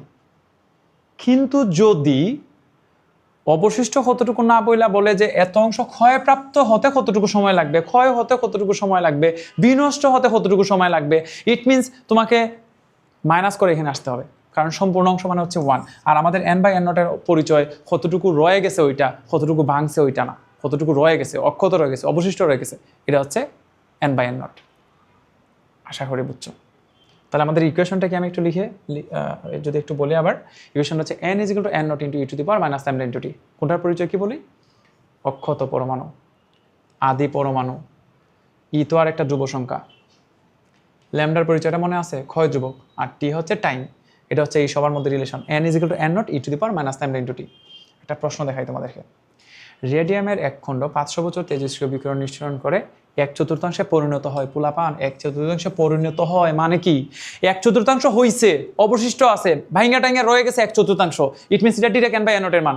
রেডিয়ামের অবক্ষয় ধ্রুবক, ক্ষয় ধ্রুবকের আরেকটা নাম হচ্ছে অবক্ষয় ধ্রুবক, ল্যামডার মান জানতে যাচ্ছে। তাহলে কি করব বলছিলাম, কি করব শোনো। আমরা জানতাম ln n/n not = minus lambda into t। এটা কোথা দেখে আসছে, একটু দেখাই দিই কোথা দেখে আসছে। এই যে দেখো, এই যে উপরেরটা নিতেছি আমরা, এই যে এই সূত্রটা নিচ্ছি, ln n/n not, ln n/n not সমান মাইনাস ল্যামডা ইন্টু t। আমরা এখন যে প্রবলেমটা সলভ করতেছি তার জন্য এই ইকুয়েশনটার সাহায্য নিব। ln n/n নট সমান minus lambda into t। So এখানে কী কী দেওয়া ছিল আবার প্রশ্নটা একটু দেখো। 1/4 যেহেতু বলছে, এই যে 1/4 কথাটা যেহেতু বলছে, এটা কিসের মান? এটা হচ্ছে n/n নটের মান। টি এর মান কত বলছে? টি এর মান বলছে হচ্ছে 500 বছর। এই যে এটা বছর আছে, বছরই থাকবে, তখন ল্যামডার যে মানটা আসবে এটার এককটা আসবে পার ইয়ার। এই যে সামথিং ইন্টু পার ইয়ার। আশা করি এতটুকু সবাই বুঝছো। আমরা এখন শিখতে যাচ্ছি বেশ গুরুত্বপূর্ণ একটা কথা, এটা হচ্ছে অর্ধজীবন। খুবই গুরুত্বপূর্ণ, অর্ধজীবন খুবই গুরুত্বপূর্ণ। আচ্ছা, অর্ধজীবনের মানে কি আগে আমি একটা সংজ্ঞা বলি, তারপর বলতেছি যে আমরা যখন প্রথমে এই ওয়ার্ডটা শুনবো বা তোমরা যখন শুনতেছো যে অর্ধজীবন মানে কি, তখন আমাদের সাবকনসিয়াস মাইন্ড আসলে এইভাবে হিসাব করবে যে ধরো একটা তেজস্ক্রিয় খণ্ড নিলাম আমরা কোনো কারণে, তো একটা তো তেজস্ক্রিয় মৌল নিলাম, নেওয়ার পর যদি বলি যে আচ্ছা এই যে তেজস্ক্রিয় একটা খণ্ড দেখতে পাচ্ছ, তার টোটাল 500টি পরমাণু আছে এবং এই 500টি পরমাণু শেষ হতে হতে 200 বছর সময় লাগে। বললাম আর কি, আসলে এই ঘটনা এমন হয় না, বললাম যে এই যে তেজস্ক্রিয় মৌলগুলো দেখতে পাচ্ছ, এই তেজস্ক্রিয় মৌলগুলো একদম শেষ হতে 200 বছর সময় লাগবে। তাহলে তোমার কাছে মনে হবে যে আচ্ছা তাহলে এই পুরোটা তো 200 বছর লাগতেছে, তাহলে এখন যে তাহলে বলো তো অর্ধজীবন মানে কি, তাহলে বুঝেই যাচ্ছে যে আচ্ছা তার মানে অর্ধজীবনের মানে হচ্ছে 100 বছর। অর্ধজীবন মানে হচ্ছে 100 বছর। কেন? কারণ পুরোটা শেষ হতে এই যে ভাঙতেছে, ধরো তেজস্ক্রিয় মৌলগুলো তো 500টি আসিল, ধরো ভাঙতে শেষ হইতে ধরো 200 বছর সময় লাগছে। এই যে 200 বছর সময় লাগবে, সবগুলো শেষ হতে যদি 200 বছর সময় লাগে, তাহলে আমাদের কাছে মনে হবে অর্ধজীবন। আচ্ছা অর্ধজীবন মানে হচ্ছে তার অর্ধেক, মানে হচ্ছে 100 বছর। অথবা এবার যদি চিন্তা করি যে একটা মানুষ ধরে নাও ঈশ্বর তারে ধরে নাও 100 বছর বাঁচাই রাখছে, তাহলে তার অর্ধজীবন হতো 50 বছর। টোটাল যত বছর বাঁচবে তার অর্ধেকটাই তো অর্ধজীবন। আমরা আসলে এইভাবে অর্ধজীবনটারে হিসাব করি বা করার কথা, কিন্তু বাস্তবিক অর্থে অর্ধজীবন আসলে এইভাবে হিসাব করে না। বাস্তবিক অর্থে এই তেজস্ক্রিয় মৌলের ক্ষেত্রে অর্ধজীবনের হিসাব নিকাশটা হচ্ছে এমন যে, আমি একটা নাম্বার বলি, যে ধরে নাও একটা তেজস্ক্রিয় মৌলের মধ্যে 500টি পরমাণু আছে, তখন তারা বলবে যে এই যে তার মধ্যে 500টি পরমাণু আছে, তাহলে তার অর্ধেক কত? তার অর্ধেক হচ্ছে 250। ধরো এইদিকে 250, এই যে 250টি, এই 250টি ভাঙতে যতটুকু সময় লাগে তারই বলা হবে অর্ধজীবন, তারই বলা হবে অর্ধজীবন। তাহলে তখন আবার এখানেও মনে হতে পারে যে আচ্ছা তাহলে তো ঠিকই আছে, পুরো 500টি শেষ হতে যদি তার 200 বছর সময় লাগে, তাহলে প্রথম যে 250টি আছে এটা ভাঙতে তো 100 বছর লাগবেই। উত্তর হচ্ছে না। টোটাল 500টি থাকলে প্রথম 250টি ভাঙতে যে সময়, পরের 250টি ভাঙতে একই সময় না। আমাদের কাছে যদি 10,000 টাকা থাকে, তাহলে প্রথম 5,000 টাকা খরচ করতে যে পরিমাণ সময় লাগে, পরের 5,000 দিয়ে আরো অনেক বেশি সময় চলতে পারি আমরা। প্রথমে টাকা যখন বেশি থাকে সরি, তখন আমরা বেশি খরচ করি। একটা মিনিট প্লিজ।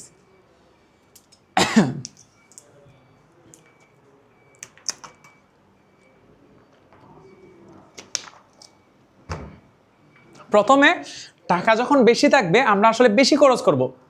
তেজস্ক্রিয় মৌলগুলো সেম, প্রথমে তার যখন দেখবে 500টি তেজস্ক্রিয় মৌল আছে, তেজস্ক্রিয় পরমাণু আছে, ও বেশি বেশি করে ভাঙবে। প্রতি সেকেন্ডে 50টা 40টা 30টা এরকম করে ভাঙতে থাকবে প্রতি সেকেন্ডে। তাহলে দেখা যাবে যে প্রথম 250টা তাড়াতাড়ি শেষ। কিন্তু এখন যখন রইল এখানে 250টি, এই 250টি আগের মতো করে প্রতি সেকেন্ডে এখন 40টা 35টা 30টা করে ভাঙবে না, এখন কম কম করে ভাঙবে। এখন 20টা 18টা 19টা এরকম করে ভাঙবে। যখন এই 250টি থাকবে, তখন দেখো তো এখানে ভাঙতে যত সময়, এই অর্ধেকটা ভাঙতে গিয়ে তত সময়। তোমার 10,000 টাকা দিলে প্রথম 5,000 টাকা খরচ করতে যে পরিমাণ সময় নেবে, পরের 5,000 কি একই সময় নেবে? অবশ্যই না। প্রথমে টাকাটা বেশি খরচ হয়ে যায়। তাহলে এখানে তেজস্ক্রিয় মৌলগুলো প্রথমে বেশি ভাঙে।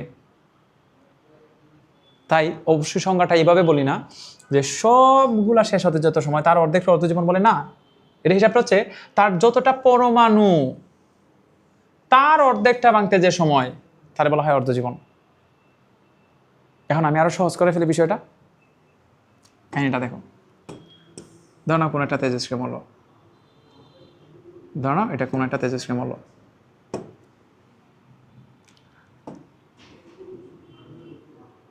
অর্ধজীবনটা T½ দ্বারা প্রকাশ করা হয়। কোথাও যদি লেখা থাকে যে একটা তেজস্ক্রিয় মৌলের অর্ধজীবন T½ হচ্ছে 2 বছর, ধরে নাও এটা দেখে আমি বোঝাবো যে অর্ধজীবনের মানেটা কি। ধরে নাও কোথাও তারা বললো যে একটা তেজস্ক্রিয় মৌলের অর্ধজীবন হচ্ছে 2 বছর। আমি এখন তোমাদেরকে বোঝাচ্ছি যে অর্ধজীবন 2 বছর বলতে আসলে কি বোঝায়। একটা তেজস্ক্রিয় মৌলের অর্ধজীবন 2 বছর বলতে বোঝায় তার মধ্যে ঠিক যতটা পরমাণু আছে ঠিক তার অর্ধেক সংখ্যক ভাঙতে 2 বছর সময় লাগবে। এবং ইন্টারেস্টিং বিষয় হইল, এখন বাকি যে অর্ধেক সংখ্যক পরমাণু রইল, হিসাব করা দেখা গেছে এই যে বাকি অর্ধেক রয়ে গেছে তার অর্ধেক সংখ্যক ভাঙতেও এই 2 বছর সময় লাগে। এখন যে অর্ধেক রইল তার অর্ধেকটা ভাঙতেও এই 2 বছরই লাগবে। এখন যে অর্ধেকটা রইল তার অর্ধেকটা ভাঙতেও এই 2 বছর লাগবে। এই যে অর্ধেকটা রইল তার অর্ধেকটা ভাঙতেও এইভাবে 2 বছরই লাগবে। এইভাবে ভাঙতে ধরে নাও তার মধ্যে 4টা পরমাণু আছে, 4টার মধ্যে 2টা ভাঙতে 2 বছর। এখন ধরে নাও 2টা আছে, এই 2টার মধ্যে একটা ভাঙতে 2 বছর। এখন ধরে নাও একটা আছে, এই একটার অর্ধেকটা ভাঙতে 2 বছর লাগবে। এই অর্ধেকটা ভাঙতে 2 বছর লাগবে। যদি আমার পুরো কথাটা বুঝে দেখো তাহলে বুঝতে পারবা যে অর্ধজীবন জিনিসটা আসলে কত সুন্দর।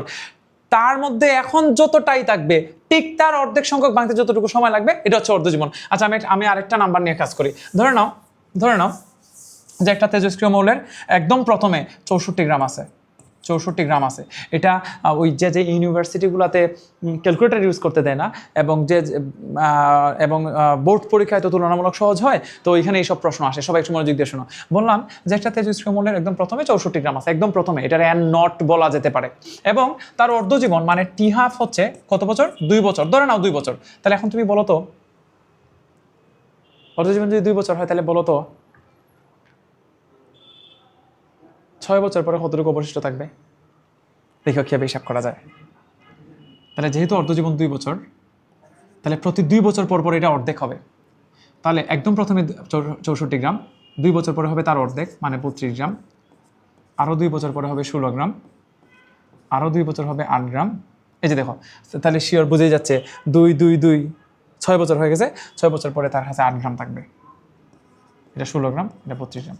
তাহলে একদম প্রথমে ছিল 16 গ্রাম, যেহেতু অর্ধজীবন 2 বছর, তাহলে প্রতি 2 বছর পর পরও অর্ধেক হবে।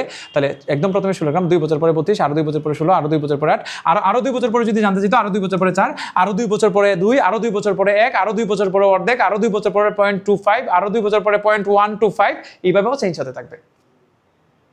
আশা করি এতটুকু সবাই বুঝছো। আমি এখান থেকে সবগুলা কথা একটু একসাথে বলতে চাচ্ছি। 3টা টাইপের প্রশ্ন আসতে পারে। কীভাবে? ধর নাও একদম প্রথমে 64 গ্রাম, অর্ধজীবন 2 বছর, 10 বছর পরে কতটুকু অবশিষ্ট থাকবে এটা বলো একটু। 10 বছর পর কতটুকু অবশিষ্ট থাকবে? 2 বছর পর 32, আরও 2 বছর পর 16, আরও 2 বছর পর 8, আরও 2 বছর পর 4, আরও 2 বছর পর 2। এই যে 10 হয়ে গেছে দেখো, 2 2 2 2 2 2 4 6 8 10 বছর। এবং 10 বছর পরে তার মোট 2 গ্রাম অবশিষ্ট থাকবে। আচ্ছা, এখন আসো, যদি উল্টায় প্রশ্নটা হতো যে একটা তেজস্ক্রিয় মৌলের প্রথমে কতটুকু আছে আমি জানি না, অর্ধজীবন 2 বছর এবং 10 বছর পরে 2 গ্রাম পাওয়া গেছে, বলো একদম প্রথমে কত আছে? তাহলে একদম প্রথমে কত আছে কীভাবে বের করবো? এক কাজ করি, চলো। একদম শেষে তো 2 বছর, তাহলে শিওর 2 বছর আগে আসছিল 4, আরও 2 বছর আগে আসছিল 8, আরও 2 বছর আসছিল 16, আরও 2 বছর আগে 32, তাহলে আরও 2 বছর আগে শিওর ছিল 64। তাহলে টোটাল 2 4 6 8 10 বছর আগে 64 গ্রাম আছে। এটাও সহজ, এটাও বুঝবা। এটাও একটু সময় দাও, একটু ভাবো, একটু চিন্তা করো নিজে থেকে। আমি যা বলতেছি একটু বোঝার চেষ্টা করো, হবে। কিন্তু আরো একটা গুরুত্বপূর্ণ কথা রয়ে গেছে। গুরুত্বপূর্ণ কথা হচ্ছে, ধরে নাও তার অর্ধজীবন কত জানি না। তোমাকে বললো যে একটা তেজস্ক্রিয় মৌলের একদম প্রথমে আছে 64 গ্রাম, কি জানি 10 বছর পরে মাত্র 2 গ্রাম রয়েছে, বলো অর্ধজীবন কত? এখন কিন্তু একটু টাফ। শুনো, আমি সিরিয়ালি নাম্বারগুলো বলে যাচ্ছি, তোমার কাছে মনে হতে পারে এটা ইজি, এটা এত ইজি না, এটা একটু ঝামেলা আছে।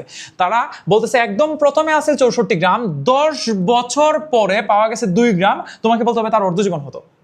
এখন আমাকে এখানে যে আইডিয়াটা নিয়ে কাজ করতে হবে যে আমি তো অর্ধজীবন কত জানি না, অর্ধজীবন কত জানি না। এখন এই যে অর্ধজীবন কত জানি না, ধরে নিচ্ছি অর্ধজীবন টি হাফ, ধরে নিচ্ছি অর্ধজীবন টি হাফই। এখন তোমাকে বলতে হবে যে 64 থেকে 2 আসতে হলে কতবার অর্ধেক হওয়া লাগবে। সবাই আবার কথাটা শুনো, 64 থেকে 2 আসতে হলে কতবার অর্ধেক হওয়া লাগবে?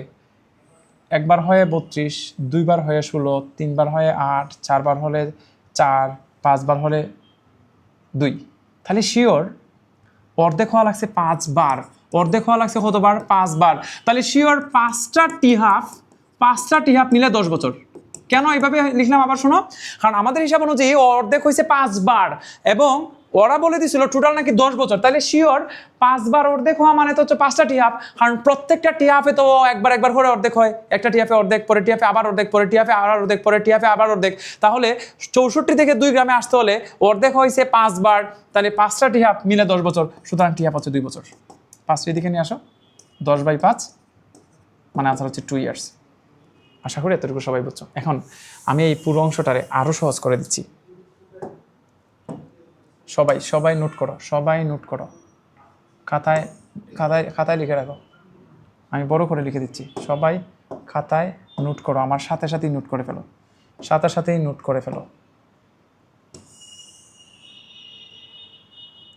কি লিখবো?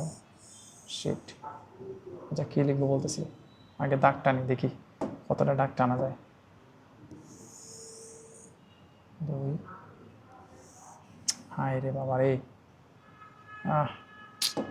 লোন করতে হবে, আমি ভুলে যাই বারবার। 2, একটু এখান থেকে নিয়ে আসা যায়, আমি কেন কষ্ট করতেছি, মনে হচ্ছে আর লাগবে না, হয়ে যাবে।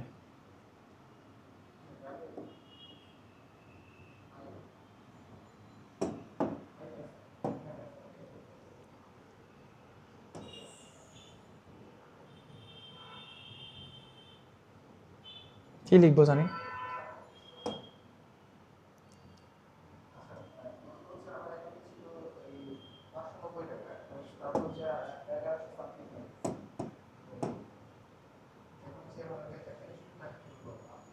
একটা মিনিট প্লিজ,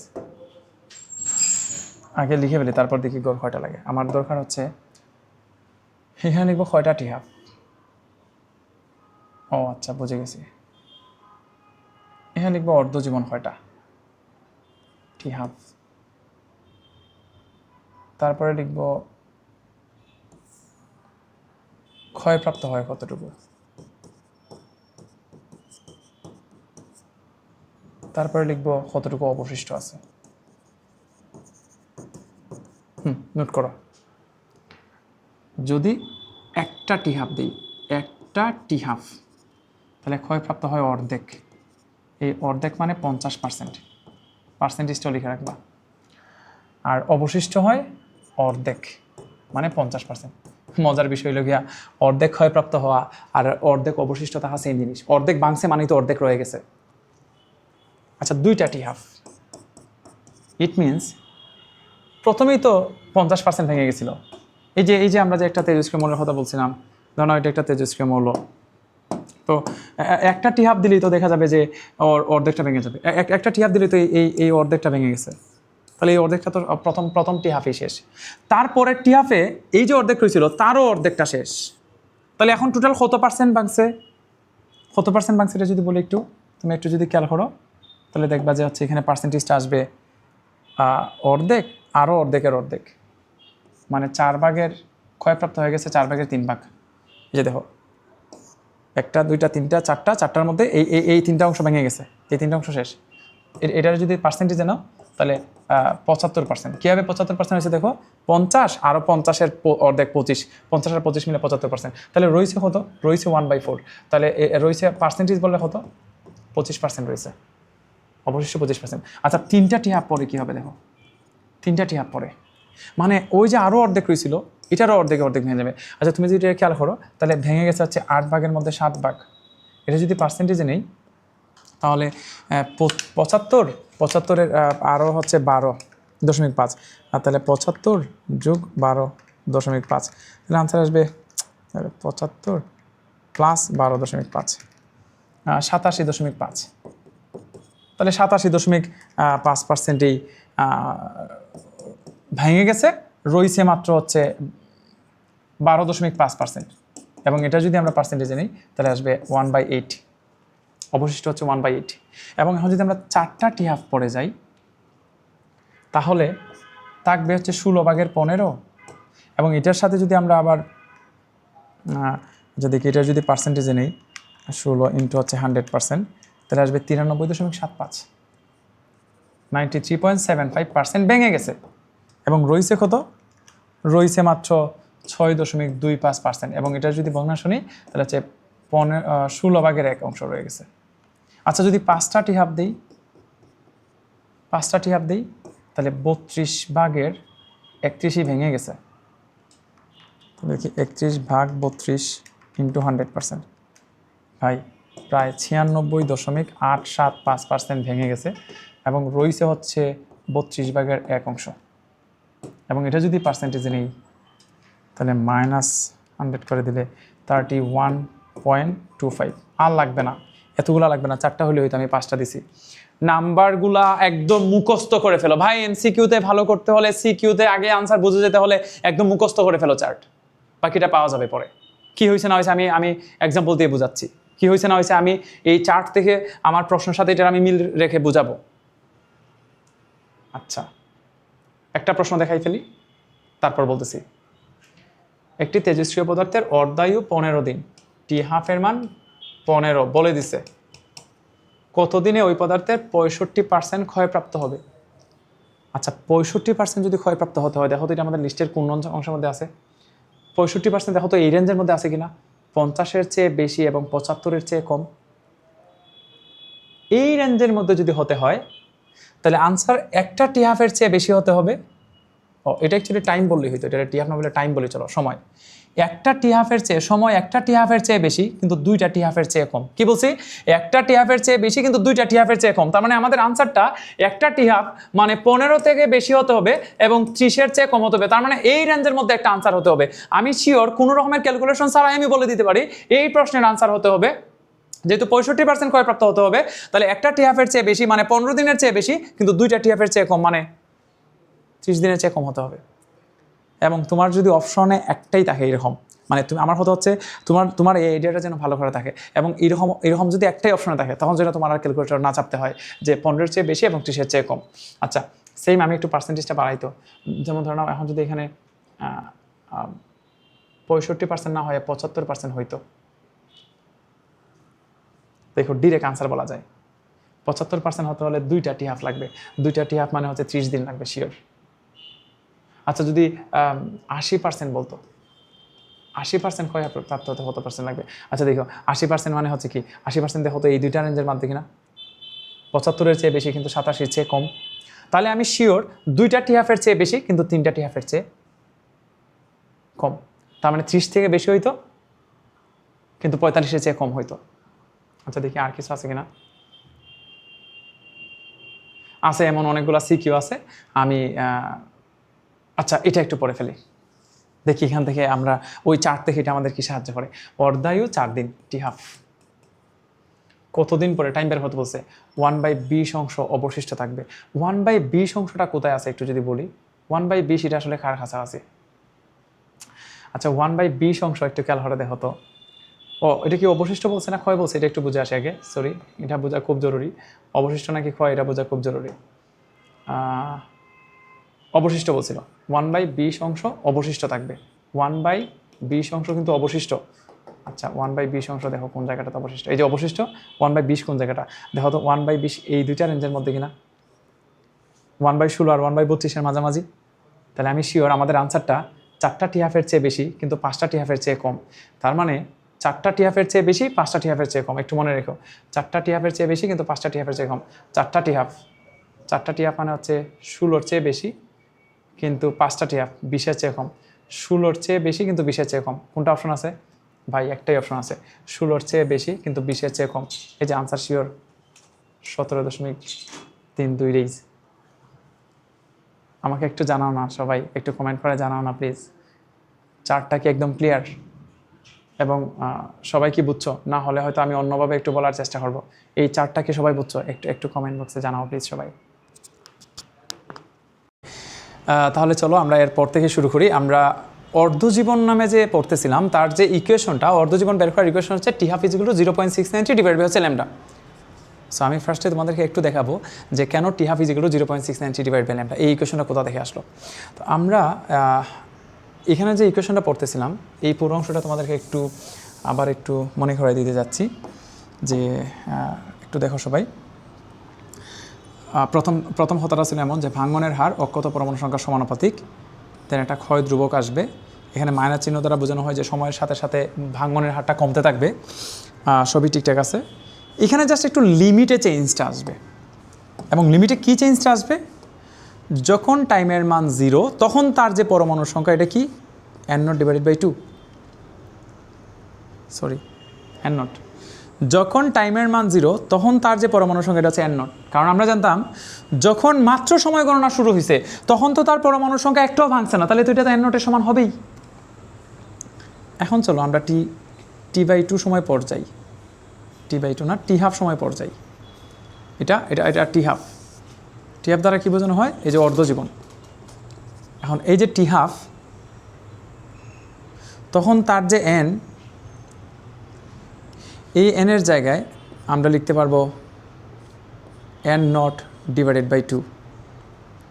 তাহলে যখন টাইমের মান 0 তখন n0। আর t½ মানেই তো হচ্ছে অর্ধেক সংখ্যক ভাঙতে যতটুকু সময় লাগে, তাহলে t½ সময় পর তো n0/2 থাকবেই, মানে আদি পরমাণুর অর্ধেক থাকবেই। এখন বাকি সব সেম থাকবে, শুধু আপার লিমিটটা যেখানে n আছে এখানে লিখবো n0/2। কারণ টাইমের মান যখন t½ তখন তো n0/2 হবেই। t½ মানেই তো হচ্ছে অর্ধেক সংখ্যক ভাঙতে যতটুকু সময়। এখন সব কিছু ক্যালকুলেশন করে এই t এর জায়গায় t/2 এবং n এর জায়গায় n0 বসাই দিলে আমরা এরকম একটা ইকুয়েশন পেয়ে যাব। t½ ইজিক্যাল হচ্ছে 0.690/λ। এটা আসলে ln 2/λ আর কি, ln 2/λ। সো সবাই প্লিজ খাতায় একটু এটা মুখস্থ রাখি আমরা, যে অর্ধজীবন যদি বের করতে বলে, অর্ধজীবন হচ্ছে ln 2/λ, ln 2/λ। আর ln 2 এর ক্যালকুলেটর চাপলে আনসার আসে 0.693। তাহলে একটু খেয়াল করে দেখো তো, ক্ষয় ধ্রুবকের সাথে ল্যামডা সম্পর্ক কেমন। ক্ষয় ধ্রুবকের সাথে ল্যামডা সম্পর্ক হচ্ছে ব্যস্তানুপাতিক। তাহলে তোমাদের কি মনে আছে যে ক্ষয় ধ্রুবক বেশি মানে কি বোঝায়? একটু আগে আমরা পড়তেছিলাম যে ক্ষয় ধ্রুবকের মান বেশি বলতে বোঝায় দ্রুত ভাঙবে। ক্ষয় ধ্রুবকের মান বেশি বলতে বোঝায় দ্রুত ভাঙবে। আর দ্রুত যদি ভাঙে তাহলে তার অর্ধজীবন তো কম হবেই, কারণ অর্ধজীবনের মানে হচ্ছে অর্ধেক সংখ্যক ভাঙতে কতটুকু সময় লাগবে। যার ল্যামডার মান বেশি, এটা যদি দ্রুত ভাঙে, বেশি করে ভাঙে, তাহলে অর্ধেক ভাঙতে তো কম সময় লাগবেই। তাহলে এই t½ এর সাথে ল্যামডা সম্পর্ক হচ্ছে ব্যস্তানুপাতিক। এবং এই ইকুয়েশন থেকে আরেকটা জিনিস মনে রাখো, এই t½ এবং ল্যামডার মধ্যে যে কোনো একটা জানলেই আমরা অপরটা বের করতে পারবো। ল্যামডা জানি মানে t½ বের করতে পারবো, t½ জানি মানে ল্যামডা বের করতে পারবো। এই যে এখান থেকে চাইলেই তো আমরা পরের ইকুয়েশনটাই এইভাবে লিখতে পারবো যে আচ্ছা তার মানে ল্যামডা ইজিক্যাল টু হচ্ছে 0.693 হচ্ছে t½ তাহলে দেখো একটা দিয়ে আমরা অপরটা বের করতে পারবো, t½ দিয়ে ল্যামডা বের করতে পারবো, ল্যামডা দিয়ে t½ বের করতে পারবো। আশা করি এতটুকু সবাই বুঝছো। আমরা এর পরবর্তী অংশতে যাই। এরপরে আসে গড় জীবন। গড় জীবনের মানে কি? আচ্ছা ফার্স্ট একটু সংখ্যাটা একটু বলি, গড় জীবনের মানে কি। তোমরা যদি এতক্ষণ পর্যন্ত যা পড়াইছি এটা যদি বুঝে থাকো, দেখবা একটা তেজস্ক্রিয় মৌলের প্রত্যেকটা পরমাণুর জীবনকাল আসলে সেম না। প্রথম দিকের পরমাণুগুলা দ্রুত ভাঙে, মানে কম সময়ে বেশি ভাঙে তুলনামূলক। যত সময় যায় তার ভাঙনের হার কিন্তু কমতে থাকে, এবং ভাঙনের হার কমতে থাকে মানে কম করে ভাঙবে। তাহলে শেষের দিকে কম করে ভাঙবে। তাহলে এই যে শেষের দিকে কম করে ভাঙতেছে, শেষের দিকে যে কম করে ভাঙতেছে, তার জন্য দেখা যায় শেষের পরমাণুগুলো তুলনামূলক প্রথমগুলোর তুলনায় একটু বেশি সময় বাঁচে, তাদের জীবনকাল প্রথমগুলোর তুলনায় বেশি। এখন যদি আমরা প্রথম পরমাণুটা কত বছর বাঁচলো, দ্বিতীয়টা কত বছর বাঁচলো, তৃতীয়টা কত বছর বাঁচলো, পরেরটা কত বছর বাঁচলো, পরেরটা কত বছর বাঁচলো, এইভাবে সবগুলা যোগ করার পর একদম প্রথমে যতটা পরমাণু আছে তত তারা যদি ভাগ করে দিই, তাহলে যে নাম্বারটা পাওয়া যায় এটার বলা হয় গড় জীবন। মানে সহজ কথায় গড়ে এক একটা পরমাণু কত বছর যাবত বাঁচছে এটার বলা হয় গড় জীবন। এবং এইসবের ইকুয়েশন জানার দরকার নেই, গড় জীবন কীভাবে আসছে এটা জানার দরকার নেই। তুমি আপাতত এটা একটু মুখস্থ রাখো যে আমাদেরকে যদি গড় জীবন বের করতে বলা হয় তাহলে গড় জীবন বের করার ইকুয়েশন হচ্ছে টাউ ইজিক্যাল হচ্ছে 1/λ। এখানে টাউয়ের পরিচয় কি? টাউ হচ্ছে গড় জীবন। আবার বলি টাউয়ের পরিচয় কি? গড় জীবন। ল্যামডা দ্বারা কি বোঝায়? ক্ষয় ধ্রুবক। তার মানে দাঁড়াইলো ক্ষয় ধ্রুবক বা অবক্ষয় ধ্রুবক যেটা, তার ঠিক বিপরীতটা সেটাই হচ্ছে গড় জীবন। একটু মনে রাখি আমরা প্লিজ, যে তাহলে গড় জীবনের সাথে ক্ষয় ধ্রুবকের সম্পর্ক শুধু ব্যস্তানুপাতিক না, ব্যস্তানুপাতিক এবং বিপরীত সংখ্যা। ধরে নাও কোনো একটা বস্তুর ল্যামডার মান, ধরে নাও কিছু একটা ল্যামডার মান যদি হয় হাফ, তাহলে তার টাউ ইজিক্যাল আসবে 2। ল্যামডার মান যদি হয় 1/3, তাহলে টাউ ইজিক্যাল আসবে শুধু 3। তাহলে একটারে উল্টাই দিলে যা আসে এটাই হচ্ছে অপরটা। তাহলে এই হিসাব অনুযায়ী দেখো তো t½ ইজিক্যাল কি 0.693/λ। তাহলে আমরা চাইলে দেখো তো t½ সমান 0.693 ইন্টু এখানে যে ল্যামডা দেখতে পাচ্ছি এটা কি 1/λ বলতে পারবো। আর এই যে 1/λ দেখতে পাচ্ছি এটাই তো হচ্ছে টাউ, তাহলে দাঁড়াইলো আমরা লিখতে পারবো t half is equal to 0.693 into হচ্ছে টাউ। এই যে t half is equal to 0.693 into হচ্ছে টাউ। এবং অর্ধজীবনের সাথে গড় জীবনের সম্পর্কটা অবশ্যই কী হবে? সমানুপাতিক। অর্ধজীবনের সাথে গড় জীবনের সম্পর্ক অবশ্যই সমানুপাতিক। তাহলে আমি আবার একটু এখান থেকে একটা জিনিস বলে রাখি তোমাদেরকে, টি হাফ,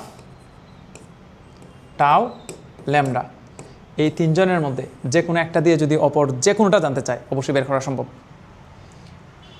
এটা হচ্ছে টি হাফের সাথে ল্যামডা, টাওয়ের সাথে ল্যামডা, টি হাফের সাথে টাউ, যে কোনো একটা দিলে অপরটা বের করতে পারবো। অর্ধজীবন, গড় জীবন, ক্ষয় ধ্রুবক তিনটার মধ্যে যে কোনো একটা দিয়ে অপরটা বের করা সম্ভব। ইকুয়েশনগুলো যেন একদম মুখস্থ থাকে, খার সাথে খার সম্পর্ক সমানুপাতিক, ইকুয়েশনটা আসলে কী সব যেন একদম মুখস্থ থাকে। আচ্ছা, আমরা এখানে কয়েকটা প্রবলেম সলভ করার দরকার নাই, আমি শুধু একটু মনে করাই দিব যে আসলে কীভাবে কী করতে হয় না হয়। অর্ধায়ু মানে কি? টি হাফ, ক্ষয় ধ্রুবকের মান হতো বাচ্চাদের প্রশ্ন, টি হাফ দিয়ে টাউ জানতে যাচ্ছে। সূত্রটা কী ছিল? T half is equal to 0.693 divide by lambda. একটি পদার্থের অবক্ষয় ধ্রুবক মানে এটি কিসের মান? ল্যামডা। জানতে যাচ্ছে কি? অর্ধায়ু। ইকুয়েশনটা কী ছিল মনে আছে তো? ইউরেনিয়ামের অর্ধায়ু দেওয়া আছে, টি হাফ দেওয়া হয়ে গেছে, গড় আয়ু কত? একটা দিলেই অপরটা বের করতে পারবো। পরের প্রশ্নটা দেখি একটু, সেম দেখো এখানে কী লিখছে, এটা কিসের মান? অর্ধায়ু, টি হাফ। এর ক্ষয় ধ্রুবকের মান হতো, ল্যামডা জানতে যাচ্ছে। এর গড় আয়ু কত হবে? তাহলে এখানে যেহেতু অর্ধায়ু দেওয়া হয়ে গেছে, অর্ধায়ু আর গড় আয়ুর মধ্যে রিলেশন আছে না? T half is equal to 0.693 into tau, বসাই দিলে যা আসে তাই। এটা আমরা পরে ফেলছি। আচ্ছা, এটা একটু দেখি। একটি তেজস্ক্রিয় পদার্থের, এটা একটু আগে যেটা পড়তেছিলাম এটাই। পরেরটা দেখুন, ট্রিটিয়াম একটি তেজস্ক্রিয় পদার্থ, এটি প্রতিনিয়ত ক্ষয় হচ্ছে। এর অর্ধায়ু 12.5 বছর। দেখো অর্ধায়ু নাম্বারটা একটু খেয়াল করে দেখো, 12.5 বছর। 25 বছর পর ট্রিটিয়ামের কত অংশ অবশিষ্ট থাকবে? কত অংশ অবশিষ্ট থাকবে বলতেছে। শুনো, এইসব ক্যালকুলেটার চাপতে হয় না, মুখে মুখে করা যায়। কীভাবে করা যায় দেখো তো, এই 12.5-এর সাথে 25-এর একটা মিল আছে কিনা? অবশ্যই মিল আছে। 12.5-রে 2 দ্বারা গুণ করলে 25 পাওয়া যায়। তার মানে যার টি হাফ 12.5 বছর, 25 বছর হতে হলে 2টা টি হাফ লাগবে। কয়টা টি হাফ লাগবে? 2টা টি হাফ লাগবে। তাহলে দেখো তো 2টা টি হাফ পরে কতটুকু অবশিষ্ট থাকে যদি আমাদের জানতে চাওয়া হয়, এখান থেকে একটু খেয়াল করো তো। এই যে দেখো, 2টা টি হাফ পরে অবশিষ্ট থাকে 1/4 অংশ। তাহলে আমাদের আনসারটা আসবে 1/4 অংশ অবশিষ্ট থাকবে। তাহলে আমরা যেটা পড়তেছিলাম যে ট্রিটিয়ামের তেজস্ক্রিয় পদার্থ প্রতিনিয়ত ক্ষয় হচ্ছে, এর অর্ধায়ু হচ্ছে 12.5 বছর। 25 বছর পর কতটুকু অবশিষ্ট থাকবে? অবশিষ্ট থাকবে হচ্ছে 1/4 অংশ। আশা করি এতটুকু বুঝছো। এখানে সেম রেডনের অর্ধায়ু দেওয়া আছে, ক্ষয় ধ্রুবক কত জানতে যাচ্ছে, নিশ্চয় বলে 1/5 পরিণত হয়। আচ্ছা, এই জায়গাটা একটু ইম্পর্টেন্ট, এটা আমাদেরকে কীভাবে বের করতে হবে একটু দেখো। জানতে চাচ্ছে রেডিয়াম, 1 খণ্ড রেডিয়ামের 4000 বছর পর 1/1/5 পরিণত হয়। আচ্ছা, প্রথম দিকে যে আমরা একটা ইকুয়েশন পড়তেছিলাম, তোমাদের মনে আছে কিনা? কতটুকু পরিণত হয় বা কতটুকু অবশিষ্ট থাকে এটারে আমরা কিন্তু বলি n/n0। তাহলে প্রশ্ন মতে n/n0 হচ্ছে 1/5। এখন আমাদের ফাইনাল উদ্দেশ্য হচ্ছে অবক্ষয় ধ্রুবক বের করা। তাহলে আমাদের কাছে একটা ইকুয়েশন ছিল লন n/n0 is equal to minus lambda into t. একটু খেয়াল করে দেখো আমাদেরকে কী কী দেওয়া হয়ে গেছে। আমাদেরকে এখানে আসলে n/n0 এর মান দেওয়া হয়ে গেছে, এটা হচ্ছে 1/5। টি এর মান দেওয়া হয়ে গেছে 4000 বছর। তাহলে আমরা এখানে এই মানগুলো যদি ইনপুট দিয়ে দিই তাহলে এই ল্যামডার মানটা পেয়ে যাব। আশা করি এটা বুঝে গেছো। এখানে সেম জিনিস, এটা আর আমি বলতে চাচ্ছি না, তোমরা নিজে নিজে দেখে নিও। অর্ধায়ু টি হাফ দেওয়া হয়ে গেছে, এত বছর পর মৌলটির কত অংশ ক্ষয়প্রাপ্ত হবে। আসলে 1.8 এর সাথে 5.4-এর একটা মিল আছে, একটু খেয়াল করে দেখো এখানে কয়টা টি হাফ। এখানে আসলে মেবি 3টা টি হাফ আছে। তাহলে 3টা টি হাফ পরে কী হয় না হয় এটা তোমরা নিজে নিজে দেখবা। কক্ষপথের ব্যাসার্ধ, এটা একটু মুখস্থ রাখি আমরা। একটা হাইড্রোজেন পরমাণুর আমরা যত বাইরের দিকে যেতে থাকবো তার ব্যাসার্ধ আসলে তত বাড়তে থাকবে, কারণ এটা নিউক্লিয়াস। তাহলে প্রথম কক্ষপথ, দ্বিতীয় কক্ষপথ, তৃতীয় কক্ষপথ, চতুর্থ কক্ষপথ, যত বাইরের দিকে যাব তার ব্যাসার্ধ তত বাড়তে থাকবে। তাহলে n-তম কক্ষপথের ব্যাসার্ধ হবে প্রথম যে কক্ষপথের ব্যাসার্ধ আছে তার n² গুণ, যেখানে n হচ্ছে তম নির্দেশ করে। তাহলে এখান থেকে স্পষ্টতই বোঝা যাচ্ছে যে যত আমরা তমর দিকে যাব, ধরো দ্বিতীয়, তৃতীয়, চতুর্থ, পঞ্চম, এটা আসলে বর্গের সমানুপাতিক হারে বাড়তে থাকবে।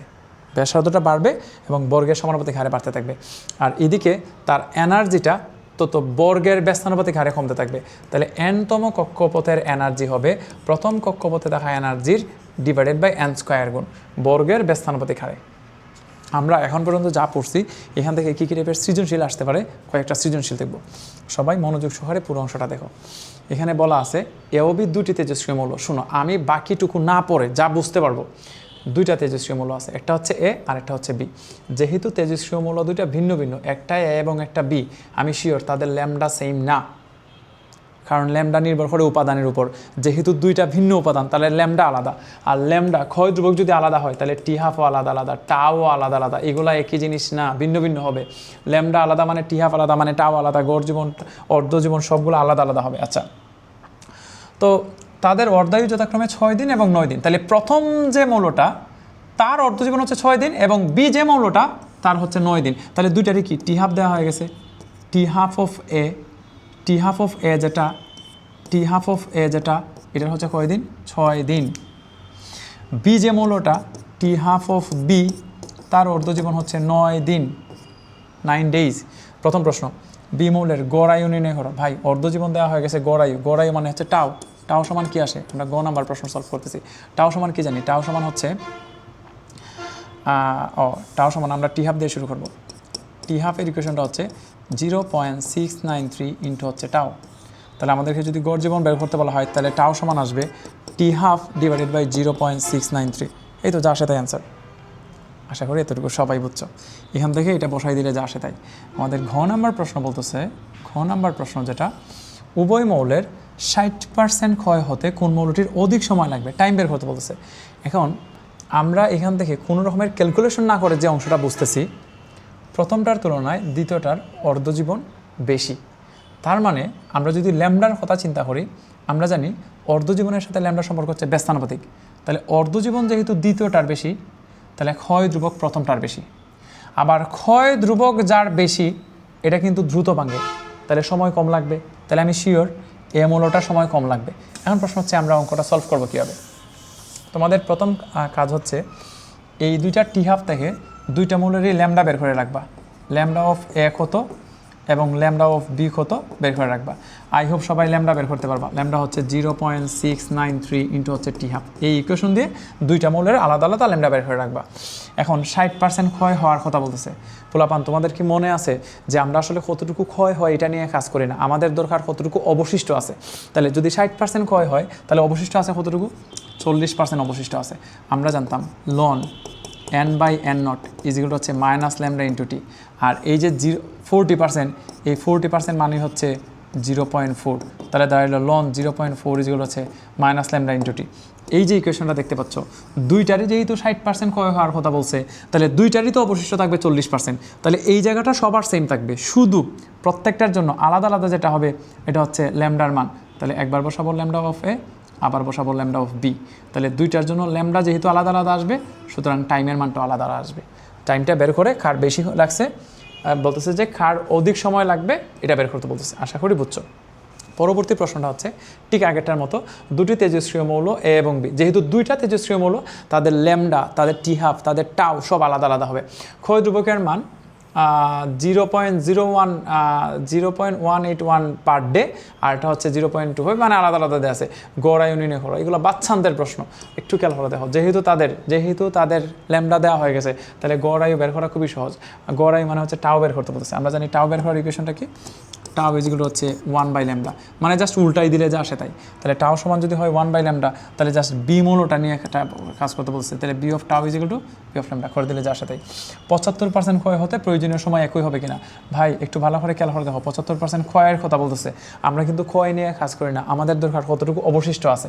তাহলে যার 75% ক্ষয় হয়, তাহলে শিওর তার n/n0 এর মান আসবে 25%। তাহলে 25% মানেই তো হচ্ছে 0.25। তাহলে ইকুয়েশন কোনটা নিব? একটু আগে যেটা বলতেছিলাম, লন n/n0 is equal to minus lambda into t. এই ইকুয়েশনটাতে n/n0 এর মান 0.25 বসাই দিয়ে ল্যামডা অফ এ এবং ল্যামডা অফ বি আলাদা আলাদা বসাইয়া দুটার জন্য প্রয়োজনীয় সময় বের করতে হবে। কোনটার বেশি কোনটার কম এটা একটু লিখে দিলে হবে। পরবর্তী প্রশ্নতে বলা আছে, জনাব হাফিজ একটি পাওয়ার স্টেশনের ইঞ্জিনিয়ার। তাদের পাওয়ার স্টেশনে তেজস্ক্রিয় রেডন ব্যবহার করা হয়, যার অর্ধায়ু দেওয়া আছে 3.82 ডেজ। যেহেতু এখানে অর্ধায়ু দেওয়া হয়ে গেছে, এই যে দেখো, যেহেতু এই প্রশ্নে অর্ধায়ু দেওয়া হয়ে গেছে, এটা হচ্ছে টি হাফের মান। প্রথম প্রশ্ন, খ ক্ষয় ধ্রুবকের মান জানতে চাচ্ছে, যে ক্ষয় ধ্রুবক মানে ল্যামডা বের করতে বলতেছে। এটা একদমই সহজ। ব্যবহৃত পদার্থের 60% ক্ষয় হতে কত পার্সেন্ট লাগবে। আবার দেখো 60% ক্ষয় হওয়ার কথা বলছে, যেহেতু 60% ক্ষয় হওয়ার কথা বলছে তাহলে আমরা কিন্তু 60% নিয়ে কাজ করব না, আমরা 40% নিয়ে কাজ করব, কারণ আমাদের কতটুকু ক্ষয় হয় এটা ইম্পর্টেন্ট না, আমাদের দেখার কত পার্সেন্ট অবশিষ্ট আছে। তাহলে অবশিষ্ট হচ্ছে 40%। তাহলে আমরা এখন যে ইকুয়েশনটা নিয়ে কাজ করব, লন n/n0 সমান মাইনাস ল্যামডা ইন্টু টি। এই জায়গায় যদি আমরা n/n0 এর মানটা ইনপুট দিয়ে দিই তাহলে আমরা n/n0 এর মান কত লিখতে পারবো, 40% কিন্তু অবশ্যই। তাহলে টাইমের মানটা পেয়ে যাবো, আশা করি বুঝছো। এখানে এই প্রশ্নটা খুবই সুন্দর। প্রশ্ন হচ্ছে আমার, এটা বোর্ডের প্রশ্ন। 2010 সালে রাশিয়ার পরমাণু গবেষণা কেন্দ্রে 20 গ্রাম পরিমাণের তেজস্ক্রিয় পদার্থ ছিল। তাহলে 2000 কত সালে, কথাটা একটু খেয়াল করো, 2010 সালে ওইখানে আসলে 20 গ্রাম। ইট মিনস একদম প্রথমে যেটা থাকে তার কিন্তু আমরা n0 বলি, একদম প্রথমে যেটা থাকে এটা কিন্তু n0 বলি আমরা। তাহলে এটা হচ্ছে তার n0 এর মান। আর তেজস্ক্রিয় পদার্থ ছিল 2016 সালে। 2016 সাল মানে কি, 10 থেকে 2016 মানে 6 বছর পর দেখা গেল ওই পদার্থের মাত্র 5 গ্রাম অবশিষ্ট আছে। তার মানে আর 5 গ্রাম অবশিষ্ট আছে। এই যতটুকু অবশিষ্ট আছে তারা কিন্তু আমরা বলি n। আচ্ছা, জানতে যাচ্ছে তেজস্ক্রিয় পদার্থটির অর্ধায়ু কত। আচ্ছা, এখান থেকে যদি অর্ধায়ু বের করতে হয় তাহলে আমাদের ফার্স্টে ল্যামডাটা বের করতে হবে। আমি আপাতত এটা শর্টকাট করতেছি না, আমরা যে ইকুয়েশনটা ফেলবো আমরা জানতাম লন n/n0 সমান মাইনাস ল্যামডা ইন্টু টি। একটু খেয়াল করে দেখো, এখানে n এবং n0 এর ইন্ডিভিজুয়ালি মান দেওয়া আছে। n এর মান অবশিষ্ট আছে 5 গ্রাম, একদম প্রথমে ছিল 20 গ্রাম, মাইনাস ল্যামডার মান জানি না, আর টাইমের মান 2010 থেকে 2016। 2010 থেকে 2016 যদি হয় তাহলে এখানে বসাতে হবে 6 বছর। তাহলে এটা 6 বছর বসাই দিলে এটার মান যেহেতু জানি, এখান থেকে আমরা ল্যামডার একটা মান পাবো। ল্যামডার মানটা পাওয়ার পর যেহেতু আমাদের অর্ধায়ু বের করতে বলতেছে, আমরা জানতাম টি হাফ ইজিগুলো হচ্ছে লন 2 মানে 0.693 ডিভাইডেড বাই হচ্ছে ল্যামডা। আশা করি বুঝছো। উল্লিখিত তথ্য অনুসারে 2025 সালে পদার্থটির কোনো অবশিষ্ট থাকবে কিনা। আচ্ছা, 2025 সালে কোনো কিছু অবশিষ্ট থাকবে কিনা এটা আমাদের বের করতে বলতেছে। এখন আমরা আমাদের সেম ইকুয়েশন বসাবো। তোমাদের কি মনে আছে যে যেহেতু এখানে একটাই পদার্থের কথা উল্লেখ করা আছে, তাহলে যেমন তেজস্ক্রিয় পদার্থ একটার কথাই উল্লেখ করা আছে, তাইলে 2025 হোক, 2050 হোক, আর 2016-10 যাই হোক, ল্যামডা কিন্তু আর চেঞ্জ হচ্ছে না, কারণ এখানে একটা পদার্থের কথাই উল্লেখ করা আছে। তাহলে অবশ্যই ল্যামডার মানটা সেম থাকবে। তাহলে আমরা এখন যেটা করতে পারবো, যেহেতু ল্যামডার মানটা আগেই বের করে রাখছিলাম, আমরা ওই n = n0 into e⁻ minus lambda into t এই ইকুয়েশনটার সাহায্য নিব। এবং কোথায় কী বসাবো, দেখো n0 এর মান একটু বলো, প্রথমে কত আছে, 20 গ্রাম অবশিষ্ট আছে। তাহলে প্রথমে 20 গ্রাম আছে, তাহলে 20 গ্রাম e⁻ মাইনাস ল্যামডা তো আগে বের করে রাখবো। এখন টাইমের মানটা কী বসাতে হবে একটু শোনো। আমরা যেহেতু তারে n0 ধরছি, তাহলে 2010 সালে যতটুকু আছে লিটারে যেহেতু n0 ধরতেছি, তাহলে এখন আমার দরকার 2025-এ এসে কতটুকু অবশিষ্ট থাকবে। তাহলে 2010 থেকে 2025-এ যদি আসা লাগে, তার মধ্যে যে টাইমটা স্পেন্ড হবে এটা হচ্ছে 15 বছর। তাহলে এখানে লিখতে হবে 15 বছর। এটা ইয়ারেই থাক, কারণ আগেরটা আমরা ইয়ারেই হিসাব করছি, ল্যামডাটা হিসাব করার সময় ইয়ারেই ছিল। তাহলে এখানে টাইমের মান 15 বছর বসাই, ল্যামডা তো আমরা আগেই বের করে রাখবো বলছিলাম, এটা এখানে বসাই দিলে দেখো n এর মান চলে আসবে। এখানে n এর পরিচয়টা কি মনে আছে তো, n মানেই হচ্ছে কিন্তু কতটুকু অবশিষ্ট আছে, এবং তারা কিন্তু ঠিক এটাই জানতে চাচ্ছে পদার্থটির অবশিষ্ট থাকবে কিনা। তাহলে n এর মান যা পাবো বলে দিব যে হ্যাঁ এতটুকু অবশিষ্ট থাকবে। আশা করি বুঝছো। এটা আমাদের এর পরবর্তী প্রশ্ন। একটি তেজস্ক্রিয় পদার্থের প্রারম্ভিক 10⁸ সংখ্যক পরমাণু আছে, খুবই গুরুত্বপূর্ণ। আচ্ছা, প্রারম্ভিক বা একদম প্রথমে যতটা পরমাণু থাকে n0, এটা হচ্ছে 10⁸, তারা বলে দিছে। এর অর্ধায়ু হচ্ছে 2.8 ডেজ। তাহলে এটা হচ্ছে টি হাফের মান। তাহলে টি হাফের মান কত দেওয়া হয়ে গেছে, টি হাফের মান হচ্ছে 2.8 ডেজ দেওয়া হয়ে গেছে। প্রথম প্রশ্ন, পদার্থটির গড়াই কত। ভাই টি হাফ যেহেতু দেওয়া হয়েছে, টি হাফ সমান হচ্ছে 0.693 ইন্টু হচ্ছে টাউ। সুতরাং গড় জীবন টাউ ইজিক্যাল হচ্ছে, তা লিখতে পারবো টি হাফ ডিভাইডেড বাই 0.693। এখান থেকে আমরা টাওয়ের একটা মান পেয়ে যাব। আশা করি এতটুকু বুঝছো। পরের প্রশ্ন জানতে যাচ্ছে, প্রথম দিন যত সংখ্যক পরমাণু ভাঙবে, প্রথম একদিনে যত সংখ্যক পরমাণু ভাঙবে, দ্বিতীয় দিনে তার চেয়ে কম সংখ্যক পরমাণু ভাঙবে, গাণিতিকভাবে বিশ্লেষণ করতে হবে। তাহলে প্রথম দিন যতটা ভাঙবে, দ্বিতীয় দিন তার চেয়ে কম ভাঙবে, এটা একদম স্বাভাবিক। এটা আমরা এতক্ষণ ক্লাস করে আশা করি এটা বুঝে গেছি যে প্রথমে যতটুকু ভাঙে পরে কিন্তু ততটুকু ভাঙে না, প্রথমে একটু বেশি বেশি ভাঙে তারপরে আস্তে আস্তে কম ভাঙে। তাহলে প্রথম একদিনে যতটুকু ভাঙবে পরের একদিনে ততটুকু ভাঙবে না। কিন্তু প্রশ্নটা হচ্ছে আমরা এই অঙ্কটা কীভাবে সলভ করব।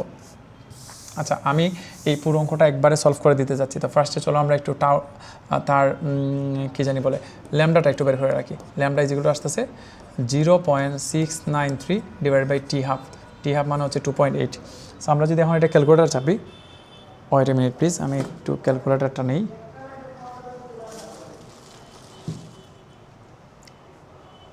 এই যে সরি 0.693 0.693 ডিভাইডেড বাই 2.8, তাহলে আনসার আসবে ল্যামডার মান আসবে 0.2475 পার ডে। এই যে ডে যেহেতু ছিল এটা পার ডে আসবে ল্যামডার মান। ওকে, এখন আমি খুঁজে বের করব প্রথম একদিনে কতটা ভাঙছে। তো আমরা জানতাম n = n0 into e to the power minus lambda into t. তাহলে n0 এর মান কত লিখবো আমরা?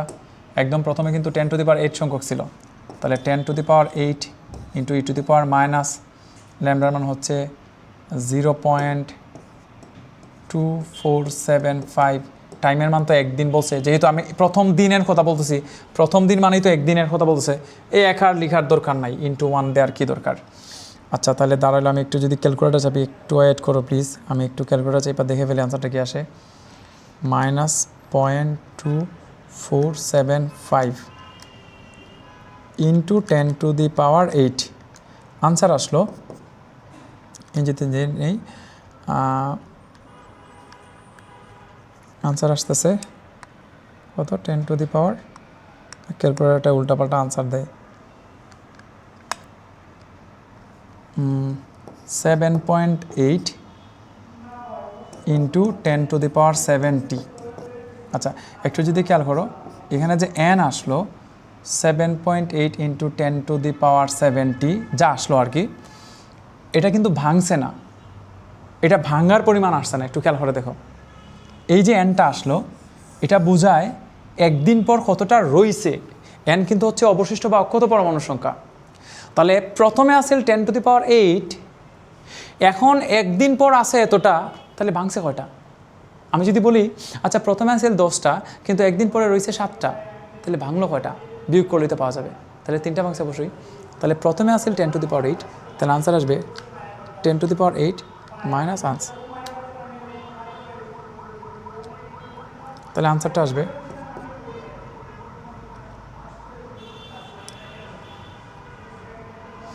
আমার ক্যালকুলেটরটা ঠিকঠাক মতো দেখা যাচ্ছে না, সবাই প্লিজ এটা দেখে এটা একটু মাইনাস করে দাও। মেবি 2.1 ইন্টু 10 টু দি পাওয়ার 70 এরকমই কিছু একটা আসলো।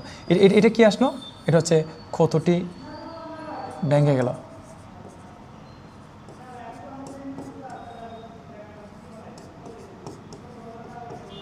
কতটি ভেঙে গেল এটা এখান থেকে আসছে। আচ্ছা, এটা এখানে থাক, তাহলে প্রথম দিনে এতটা ভাঙছে।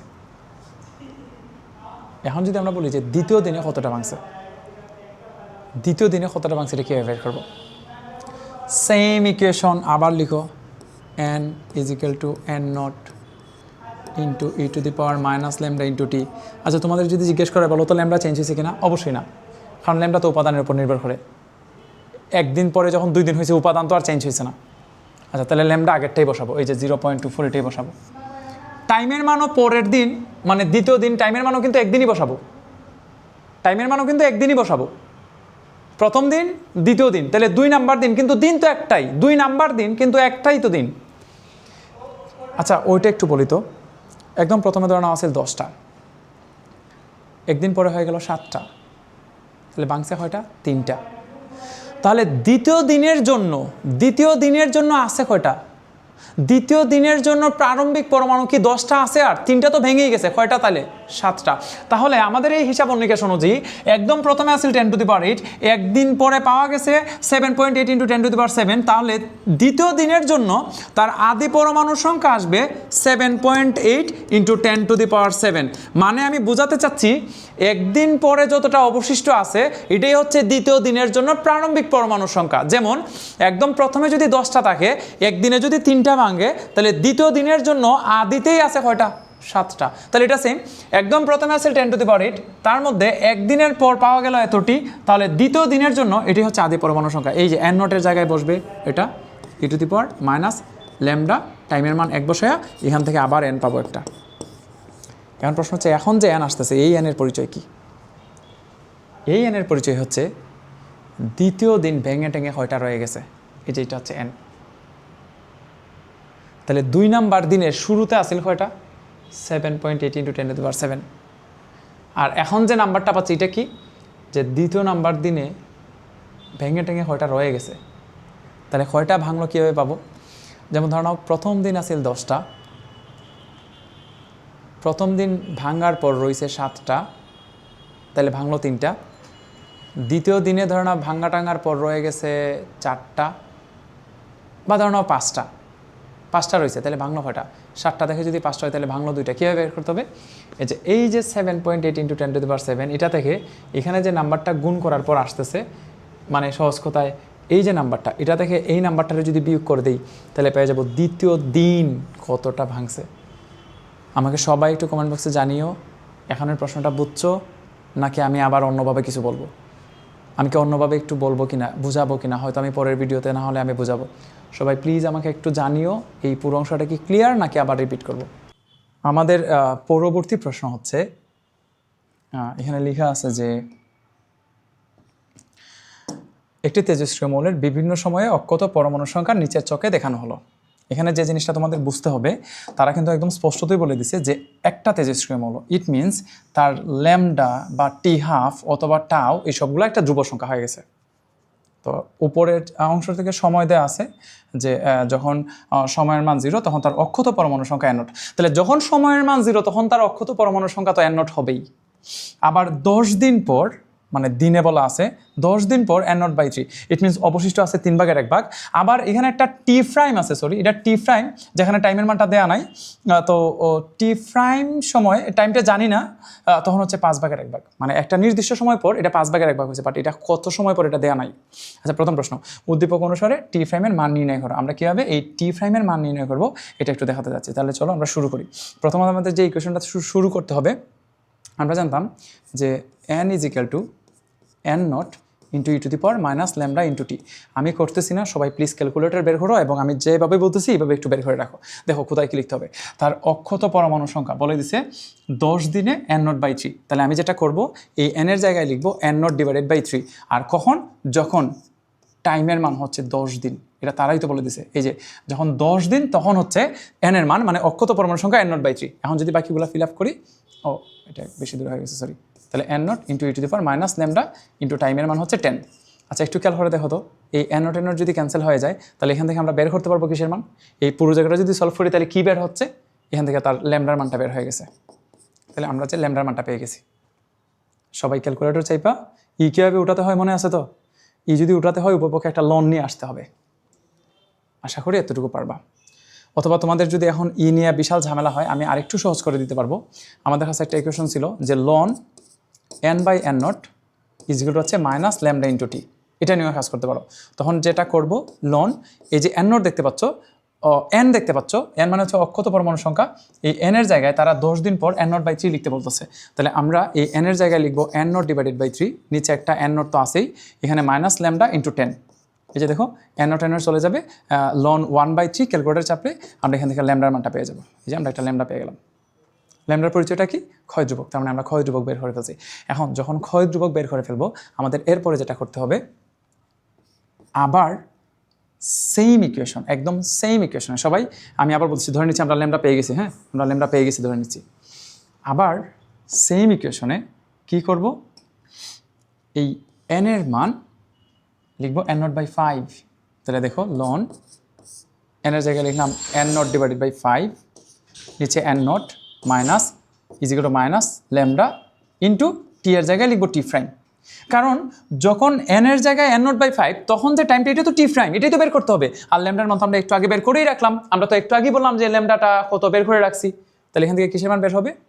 এই যে তুমি চাইলে T' এর মানটা বের করে নিতে পারবো, n0 তো চলেই যাবে। আশা করি এতটুকু সবাই বুঝছো। এরপরের প্রশ্ন দেখো কি জানতে যাচ্ছে। উদ্দীপকে n0 = 10⁻20 হলে উল্লিখিত মৌলের একদিনে কতটি ভাঙন সম্পন্ন হবে গাণিতিকভাবে বিশ্লেষণ করো। তারা ধরতে বলতেছে যে ধরে নিচ্ছি n0 এর মান 10⁻20। তার মানে একদম প্রথমে 10⁻20 পরমাণু আছে এটা ধরে নিতে বলতেছে, এবং আমাদের বের করতে হবে জাস্ট একদিনে কতটি ভেঙে যাবে। এই যে একদিনে কতটি ভাঙন সম্পন্ন হবে। তাহলে চলো আমরা শুরু করি। আমরা জানতাম যে n = n0 × e⁻⁻λ × t। আচ্ছা, তোমাদের কি মনে আছে আমরা এই যে তেজস্ক্রিয় মৌল, যেহেতু একটাই তেজস্ক্রিয় মৌল, তার ল্যামডার মান কিন্তু আমরা ওই অলরেডি এখান থেকে বের করে নিয়েছিলাম। এই ইনফরমেশনটা থেকে কিন্তু আমরা ল্যামডার মানটা আগে বের করে নিছি। তাহলে যেহেতু ল্যামডার মানটা বের করে নিছি, আমরা যেটা করব n ইজিক্যাল টু n নটের মান বসাবো 10⁻20 ইন্টু e⁻, ল্যামডার মান আগে বের করে রাখছি, আর টাইমের জায়গায় লিখবো একদিন। কেন একদিন লিখবো? কারণ একদম তারা স্পষ্টতই দিছে একদিনে কতটি ভাঙবে এটা বের করতে হবে, তার মানে টাইমের মান আমাদের একদিনেই বসাতে হবে। আচ্ছা, আমরা তাহলে এখানে ল্যামডার মানটা বসাই দিয়ে এখান থেকে বের হবে কিসের মান? n এর মান বের হবে। আমি হয়তো ক্যালকুলেটর চাপলে চলে আসবে। আমি যেহেতু ল্যামডার মানটা বের করছি না, সো আমি আর বের করতেছি না, তোমরা একটু বের করে নিও প্লিজ। n এর মান বের করবে। আচ্ছা, n এর মান যা হবে তা কিন্তু আনসার না। n এর মান যা আসবে n দ্বারা বোঝায় যে কতটা অবশিষ্ট আছে, বাট আমাদের কিন্তু বলতেছে কতটা ভাঙ্গন সম্পন্ন হবে এটা বের করতে বলতেছে। এই n কিন্তু কতটা ভাঙ্গন সম্পন্ন হয়েছে এটা বলবে না। এই n দ্বারা বোঝায় কতটা রয়ে গেছে। এখন আমাদের কতটা ভাঙছে এটা যদি বের করতে হয়, তাহলে আমাদের যেটা করতে হবে, n নটের মান যা ছিল n নট থেকে এখন যে nটা আসছে এটা ভেঙে দিলে আমরা পেয়ে যাব কতটা ভাঙ্গন সম্পন্ন হয়েছে। এবং আমাদের কিন্তু এটারই দরকার। কি করতে হবে? ফার্স্টে নিব n নট, এই যে 10⁻20, n মাইনাস করে দিব, যেখানে n হচ্ছে কতটা রয়ে গেছে, তাহলে আগে যতটা আসছিল এবং এখন যতটা রয়েছে এটা বিয়োগ করলেই কতটা ভাঙ্গন সম্পন্ন হয়েছে এটা বের হয়ে আসবে। আশা করি এতটুকু বুঝছো। চলো আমরা আমাদের পরবর্তী প্রশ্নে যাই। এখানে একটা গ্রাফ আছে। আমি গ্রাফটা একদম ইন ডিটেলসে কিছু বলতেছি না, আমি একদম সহজে একটা জিনিস বলে দিই যে আমাদের যে ইকুয়েশনটা দেখতে পাচ্ছ, ইকুয়েশনটা মানে হচ্ছে n আর n নটের মধ্যে যে রিলেশনটা, আমরা যদি একটা গ্রাফ প্লট করি যেখানে এদিকে থাকবে টাইম এবং এদিকে থাকবে n মানে পরমাণুর সংখ্যা, আমরা জানতাম n ইজিক্যাল হচ্ছে n নট, n ইজিক্যাল হচ্ছে n not into e⁻ lambda into t. তো আমরা যদি n ভার্সেস টি একটা লেখচিত্র ড্র করি যেখানে x এক্সিস বরাবর থাকবে টাইম এবং y এক্সিস বরাবর থাকবে n, দেখো এই n এর মান যখন চেঞ্জ হবে, এই টাইমের মান যখন চেঞ্জ হবে তখনই আসলে এই n এর মানটা চেঞ্জ হবে। তাহলে এখানে t এর জন্য পরিবর্তন হবে x। তাহলে আমরা যদি এই t এর জন্য যে x এর পরিবর্তন হবে এটা যদি বের করতে যাই, এই t এর জন্য যদি x এর পরিবর্তন হয়, আমরা ফার্স্টে একদম এখানে একটা পয়েন্ট পাবো এবং এটা এইভাবে যেতে থাকবে। এটা আবার ওই কি জানি বলে x এক্সিসে টাচ করবে না, কিন্তু y এক্সিসে ঠিকই টাচ করবে। তো তোমাদের যদি এখন প্রশ্ন থাকে যে গ্রাফটা এমন হইলো কেন, এটা একদম এইভাবে নিচে নামলো কেন, এত কিছু বলতেছি না, একদম সহজে বলতেছি শোনো। এই পয়েন্টটা কি 0 সামথিং নাকি সামথিং 0? এটা যেহেতু y এক্সিসের উপরে, তাহলে প্রথমে x এর মান আসবে 0 আর তখনই তার একটা মান থাকবে। যেহেতু এটা y এক্সিসের উপরে, এটা 0, সামথিং। এখন প্রথম 0টা কার? প্রথম 0টা হচ্ছে টাইমের। তাহলে টাইমের মান যখন 0 তখন তো তার পরমাণু সংখ্যা থাকবেই, এবং শুধু থাকবেই না, সবচেয়ে বেশি থাকবে। তাহলে আমরা তো y এক্সিস বরাবর পরমাণুর সংখ্যাই বসাচ্ছিলাম, তাহলে টাইমের মান যখন 0 তখন তার পরমাণু থাকবে কিনা? টাইমের মান 0 বলতে বোঝায় এখনো একটাও ভাঙছে না, মাত্র ভাঙ্গা শুরু হবে। তাহলে টাইমের মান যখন 0 তখন তার পরমাণু সংখ্যা থাকবে এবং ম্যাক্স সংখ্যক থাকবে, যেটা আমরা n নট দ্বারা প্রকাশ করি। তাহলে দাঁড়াইলো এটা আসলে n নট নির্দেশ করে। তাহলে এই গ্রাফের একদম প্রথমে যে পয়েন্টে y এক্সিসের ছেদ করবে এটা আসলে n নট নির্দেশ করে, কারণ তখন টাইমের মান 0। তারপরে আমরা মূল বিন্দু থেকে যত এদিকে যাব টাইমের মান বাড়তেছে, টাইমের মান বাড়লে পরমাণুর সংখ্যা বাড়ে নাকি কমে? আমরা জানি তেজস্ক্রিয় মৌলগুলো যেহেতু সময়ের সাথে সাথে ভাঙতে থাকে, তাহলে যতই টাইম যাবে তার পরমাণু সংখ্যা তত কমতে থাকবে। এই যে দেখো এটা নিচে নামতেছে, ইট মিনস x বাড়তেছে মানে টাইম যাবে, y কমতেছে মানে পরমাণু সংখ্যা কমবে। তাহলে যত টাইম যাবে তত y মান মানে n এর মান কমবে, তাহলে টাইম যাবে y এর মান কমবে, টাইম যাবে y এর মান কমবে, এভাবে যেতে যেতে এটা সামনে আগাতে থাকবে। আশা করি এতটুকু সবাই বুঝছো। এটা হচ্ছে n ভার্সেস t এর লেখচিত্র। এখানে আরও কয়েকটা জিনিস মনে রাখতে হবে, আমি একদম আগেই বলে রাখতেছি, পরবর্তীতে যেন প্রশ্ন না করো। একটু ভালো করে খেয়াল করে দেখো, এখান থেকে শুরু করে এই যে পুরো জায়গাটা দেখতে পাচ্ছ এটার বলা হয় n নট। তাহলে আমরা জানতাম n নটের ঠিক অর্ধেক সংখ্যক ভাঙতে যে সময়টা লাগে এটার কি বলা হয় t হাফ। তাহলে আমাদেরকে যদি এখানে n নট লেখার পর কোনো একটা টাইম দিয়ে দেয়, তাহলে এই যে টাইমটা এটা যে কোনো টাইম না, এই টাইমটা আসলে t হাফ। কারণ টোটাল পরমাণুর ঠিক অর্ধেক সংখ্যক ভাঙতে এই পয়েন্টটা তাহলে আসবে n নট ডিভাইডেড বাই 2। তাহলে টোটাল পরমাণুর ঠিক অর্ধেক সংখ্যক ভাঙতে যতটুকু সময় লাগে এটা হচ্ছে অর্ধজীবন, এটা t হাফ। তার পরবর্তীতে এই অর্ধেকেরও অর্ধেক মানে এটা যদি হয় n নট ডিভাইডেড বাই 4, এটা আসলে 2টা t হাফ। এটা একটু মনে রাখতে হবে। পুরোটা n নট, তখন টাইমের মান 0, t হাফ সময় পর পরমাণুর সংখ্যা অর্ধেক n নট বাই 2, আরও t হাফ মানে 2টা t হাফ সময় পর n নট বাই 4। আশা করি এতটুকু বুঝছো। চলো আমরা আমাদের পরবর্তী প্রশ্নটা সলভ করি। এখানে রেডনের কথা বলা আছে মেবি, এখানে কেস 1-এর একটা গ্রাফ দেওয়া আছে, দেন এখানে কেস 2-তে একটা কিছু দেওয়া আছে। আমরা ফিশন বিক্রিয়াতে এখন যাবো না, আমরা 3 নম্বর প্রশ্নটা সলভ করি। 2 গ্রাম রেডন হতে প্রতি সেকেন্ডে কতটি পরমাণু ভেঙে যায়? 2 গ্রাম রেডন বলছে, প্রতি সেকেন্ডে কতটি পরমাণু ভেঙে যায় এটা বের করতে হবে। তো তোমরা যদি একটু ভালো করে খেয়াল করো, এখান থেকে দেখবা আমাদেরকে যেটা বের করতে হবে, এখানে একটা টাইম দেওয়া আছে এবং এটা অবশ্যই ইয়ারে, আর এখানে লেখা আছে n0/4, ইট মিনস হচ্ছে 4/1 তাহলে কত বছর পর 4/1 হয়েছে? 3200 বছর পর। তাহলে আমরা যেটা করতে পারবো, আমরা জানি যে n = হচ্ছে, একবারে লিখে ফেলি, ln n/n0 = -λ × t। তাহলে ln n এর জায়গায় লিখলাম n0/4 n0 = λ × টাইমের মান হচ্ছে 3200। n0 যদি চলে যায়, আমরা এখান থেকে তার ল্যামডার মানটা বের করে রাখতে পারবো। আমরা এটা বের করে রাখলাম। এখন আমাদেরকে দরকার যে 2 গ্রাম রেডন হতে প্রতি সেকেন্ডে কতটি পরমাণু ভাঙবে এটা বের করতে হবে। অ্যান্ড রেডনের পারমাণবিক ভর সংখ্যা হচ্ছে 226 এবং পারমাণবিক সংখ্যা হচ্ছে 82, এটা তারা দিয়ে দিছে। তাহলে 2 গ্রামের মধ্যে কতটা পরমাণু আছে এটা আসলে বের করতে হবে।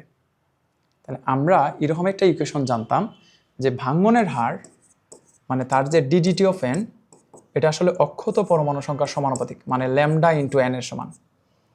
আই হোপ এটা সবাই জানো, ভাঙ্গনের হার অক্ষত পরমাণু সংখ্যার সমানুপাতিক। তাহলে ডিডিটি অফ n আমাদেরকে এই অংশটা বের করতে বলতেছে, সমান λ × n। কিন্তু এই ক্ষেত্রে আমাদের এখন যেটা ভুল হচ্ছে, আমরা টাইমটা আসলে ইয়ারে ইনপুট দিচ্ছিলাম। এখানে যেটা করতে হবে, এটারে ইয়ার থেকে আসলে সেকেন্ডে নিতে হবে, কারণ আমাদের ল্যামডাটা SI ইউনিটে দরকার। কারণ আমাদের ফাইনালি যেটা দরকার প্রতি সেকেন্ডে কতটা ভাঙতেছে। তাহলে 2300 বছর সমান, এটা যদি আমরা সেকেন্ডে নিই, 2300 বছর, তারপরে দিলাম 365 দিন ইন্টু একদিন মানে হচ্ছে 24 ঘন্টা, আর প্রতিটা ঘন্টা মানে হচ্ছে 3400 সেকেন্ড।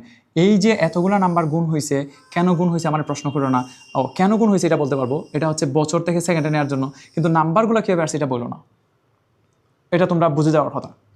বছর, এত বছর 365 দিনের দিনে গেল, প্রত্যেকটা দিন মানে 24 ঘন্টা, প্রতিটি ঘন্টা মানে 3400 সেকেন্ড। একদম SI ইউনিট নিয়ে নিলাম, এখান থেকে ল্যামডার একটা এত পার সেকেন্ড আসবে। দেন আমাদের দরকার যে প্রতি সেকেন্ডে কয়টা ভাঙতেছে। তাহলে ভাঙনের হার অক্ষত পরমাণু সংখ্যার সমানুপাতিক দেওয়ার পর আসবে ডিডিটি অফ n সমান λ × n। এখন nটা আবার বের করা লাগবে। তাহলে এই ইকুয়েশন থেকে আমি ল্যামডা বের করে রাখবো, আর n এর মানটা কীভাবে বের করবো এটা একটু শোনো। আচ্ছা, তাহলে 2 গ্রাম রেডিয়াম মানে কি আসবে? রেডিয়ামের পারমাণবিক ভর সংখ্যা মানে হচ্ছে 256। তাহলে 2 গ্রাম মানে কত মোল? 2 গ্রাম মানে 2/226 দিলে ওই যে ভর বাই আণবিক ভর, ভর বাই আণবিক ভর দিলে কি আসে? ভর বাই আণবিক ভর দিলে পরে আসবে কি বলে এটারে, ভর বাই আণবিক ভর মানে হচ্ছে মূল সংখ্যা। মূল সংখ্যার সাথে যদি আমরা নাম্বার অফ অ্যাভোগাড্রো মানে 6.023 × 10⁻23 এই অংশটা যদি গুণ করে দেই, তাহলে কি আসবে বলো তো? এখান থেকে আমরা পাবো যে 2 গ্রাম রেডিয়ামের মধ্যে কতটা পরমাণু আছে এটা বের হয়ে আসবে। 2 গ্রাম মানে 2/226 মোল, আর প্রতি মোল মানে 6.023 × 10⁻23। তাহলে এই সবগুলোর গুণফল দ্বারা কি বোঝায়? কতটা পরমাণু আছে, 2 গ্রামের মধ্যে কতটা পরমাণু আছে। এখন যদি এই n এর মান এবং ল্যামডার মান এখান থেকে বসাই দেই, তাহলে ভাঙনের হার চলে আসতেছে, মানে প্রতি সেকেন্ডে কতটা পরমাণু ভেঙে যাবে। আই হোপ এতটুকু সবাই বুঝছো। চলো আমরা পরবর্তী প্রশ্নে যাই। এখানে এই সৃজনশীলটা বোঝা খুবই জরুরি এবং খুবই গুরুত্বপূর্ণ, সবাই প্লিজ মনোযোগ দিয়ে শোনো। এখানে কি হয়েছে দেখো, এটা n0, আর এটা যে n0 হবে আমরা জানতাম। এটা n0-এর 0.5 n0 মানে অর্ধেক, তাহলে এটা অবশ্যই t½ এটা অবশ্যই t½ কারণ 0.5 n0 মানে তো n0-এর অর্ধেক, আর আমরা জানি n0-এর অর্ধেক হয় কখন? যখন এটা ঠিক অর্ধেক হয়, অর্ধজীবন। আচ্ছা, তারপরে এখানে আবার একটা কি জানি 0.3 n0 দেওয়া আছে, 0.3 n0, এটা হচ্ছে বি পয়েন্ট, এটা হচ্ছে এ পয়েন্ট, টাইম দেওয়া আছে। তো প্রথম প্রশ্ন হচ্ছে উদ্দীপকের তেজস্ক্রিয় পদার্থের অবক্ষয় ধ্রুবক মানে ল্যামডা 4.02 ইন্টু 10^4 সেকেন্ড হলে কত সময় পর উক্ত পরমাণুর আদি পরমাণুর 1/5 পরিণত হবে? 1/5 হবে। এই যে অবশিষ্ট আছে 1/5, এটা কিন্তু ভাঙ্গার কথা বলছে না, ভাঙ্গা টাঙ্গা যেন 1/5 হবে মানে অবশিষ্ট যেন তাকে 1/5, এটা বের করতে বলছে কত সময় পর। তো আমরা কি জানতাম? ln n/n0 is equal to minus lambda into t. এখন অবক্ষয় ধ্রুবকের মান মানে ল্যামডার মান বলে দিছে তারা 4.02 ইন্টু 10^4, ল্যামডার মান দেওয়া হয়ে গেছে, তার মানে ল্যামডা জানি। আর 1/5 পরিণত হবে মানে n এর মান লিখতে বলতেছে n0 ডিভাইডেড বাই 5, তাহলে এখানে লিখলাম n0 is equal to minus lambda into t. একটু খেয়াল করে দেখো তো, আমাদেরকে এই n0 যদি ক্যান্সেল করে দিই তাহলে এখান থেকে ল্যামডার মান তো দেওয়া আছে, তাহলে তো টাইমের মান চলে আসবে, কারণ তারা তো বলেই দিয়েছে যে 1/5 পরিণত হয়। আশা করি এতটুকু সবাই বুঝে গেছো। এর পরের প্রশ্নটা বলতেছে উদ্দীপকে তেজস্ক্রিয় পদার্থটির গড় আয়ুর সমান সময়ের পর তার অক্ষত পরমাণুর সংখ্যা বি বিন্দুতে হবে কিনা? বি বিন্দুতে হবে কিনা? বি বিন্দুতে অক্ষত পরমাণুর সংখ্যা হচ্ছে 0.3 ইন্টু n0। বাট এখানে একটা কথা বলছে উদ্দীপকের তেজস্ক্রিয় পদার্থটির গড় আয়ুর সমান সময়ের পর। গড় আয়ুর সমান সময়ের পর বলতে বোঝায় টাওয়ের মানটা যেন হয় টি। তাহলে অক্ষত পরমাণুর সংখ্যা বি বিন্দুতে হবে কিনা? আচ্ছা, সময়ের মান অক্ষত পরমাণুর সংখ্যা বলতে বোঝায় টাইম যেন হয় টাওয়ের সমান। বুঝো একটু, টাইম যেন হয় টাওয়ের সমান, তারা বলতেছে গড় আয়ুর সমান সময়ের পর। আচ্ছা, আবার টাওয়ের জায়গায় আমরা কি লিখতে পারি? টাও মানে কিন্তু হচ্ছে 1/λ। তোমাদের মনে আছে কিনা? টাও মানে হচ্ছে কিন্তু 1/λ। আমি কালারটা একটু চেঞ্জ করি, তাহলে টাওয়ের জায়গায় লিখতে বলতেছে 1/λ, মানে টি এর জায়গায় টি ইজ ইকুয়াল টু 1/λ। আমরা জানতাম যে n ইজ ইকুয়াল টু হচ্ছে n0 into E two the power minus lambda into হচ্ছে টি। এখন দেখো কী বলতে হবে, n-এর জায়গায় লিখলাম ই লিখলাম মাইনাস, ল্যামডার জায়গায় ল্যামডা লিখলাম, আর টাইমের জায়গায় কি লিখবো? টাইমের জায়গায় টাও লিখবো। টাও মানেই তো 1/λ, ইট মিনস টাও, এখানে আমরা একটু 1/λ লিখে দিতে পারবো। এখন ল্যামডা ল্যামডা যদি ক্যান্সেল হয়ে যায় তাহলে দাঁড়ালো n0 into E two the power minus 1, lambda lambda কেটে দিলে ই টু দি পাওয়ার মাইনাস 1, তাহলে এই যে -1। এখন তুমি যদি ক্যালকুলেটর চাপো দেখবা এই ই ইনভার্স 1 এর মান হচ্ছে, ক্যালকুলেটর চেপে দেখতে পারো ই ইনভার্স 1 এর মান হতো wait a minute, e inverse is e inverse minus e inverse 1 0.37। এই যে, সুতরাং এটা হচ্ছে 0.37, তাহলে 0.37 ইন্টু হচ্ছে n0, এটা কার মান? এটা হচ্ছে n এর মান, তাহলে n is equal two 0.37 into হচ্ছে n0, n is equal two 0. এই যে দেখো, এটাই তো প্রমাণ হতে বলছিল 0.37 ইন্টু n0। তাহলে আমরা কি লিখলাম? সময়ের মান তার গড় আয়ুর সময় লিখলাম, লিখার পর অক্ষত পরমাণুর সংখ্যা n এর মান 0.37 n0 কিনা এটা প্রমাণ হতে বলতেছে। এবং দেখতেছি যে হ্যাঁ, উদ্দীপকে তেজস্ক্রিয় পদার্থটির গড় আয়ুর সমান সময়ের পর তার অক্ষত পরমাণুর সংখ্যা বি বিন্দুতে সমান। হ্যাঁ, সমান। আশা করি এতটুকু বুঝছো। এখানের সেম একটা গ্রাফ দেওয়া আছে, এখানে আগেরটার মতোই সব কিছু, জাস্ট পার্থক্যটা আমি একটু বলে দিই। সারা ও নোভা দুই খণ্ড তেজস্ক্রিয় মৌল নিয়ে গবেষণা করছিল। দেখো, সারা একটা তেজস্ক্রিয় মৌল নিয়েছে, নোভা আর একটা তেজস্ক্রিয় মৌল নিয়েছে। এটা দুইজন ব্যক্তির নাম, এটা আবার কোনো তেজস্ক্রিয় মৌলের নাম না। তারা দুই খণ্ড তেজস্ক্রিয় মৌল যেহেতু নিছে, যেহেতু দুইটা তেজস্ক্রিয় মৌল, তাহলে শিওর দুইটার ল্যামডা আলাদা, দুইটার টি হাফ আলাদা, দুইটার টাও আলাদা আলাদা হবে, সবগুলো আলাদা আলাদা হবে। এটা আসলে একটা কার্ভ লাইন হবে, যদিও এটা প্রশ্নটা এমনভাবে টাইপ করেছে বোঝা যায় না, এটা অবশ্যই একটা কার্ভ লাইন হবে। এবং আই হোপ এটা তোমরা বুঝে গেছো, এটা এক্সরে টাচ করে না, এমন একটা কার্ভ লাইন যেতে থাকে। আচ্ছা, তারা একই সময়ে গণনা শুরু করে তাদের দুইজনের অক্ষত পরমাণু বনাম সময়ের লেখচিত্র নিম্নে দেখানো হয়েছে। কি করছে?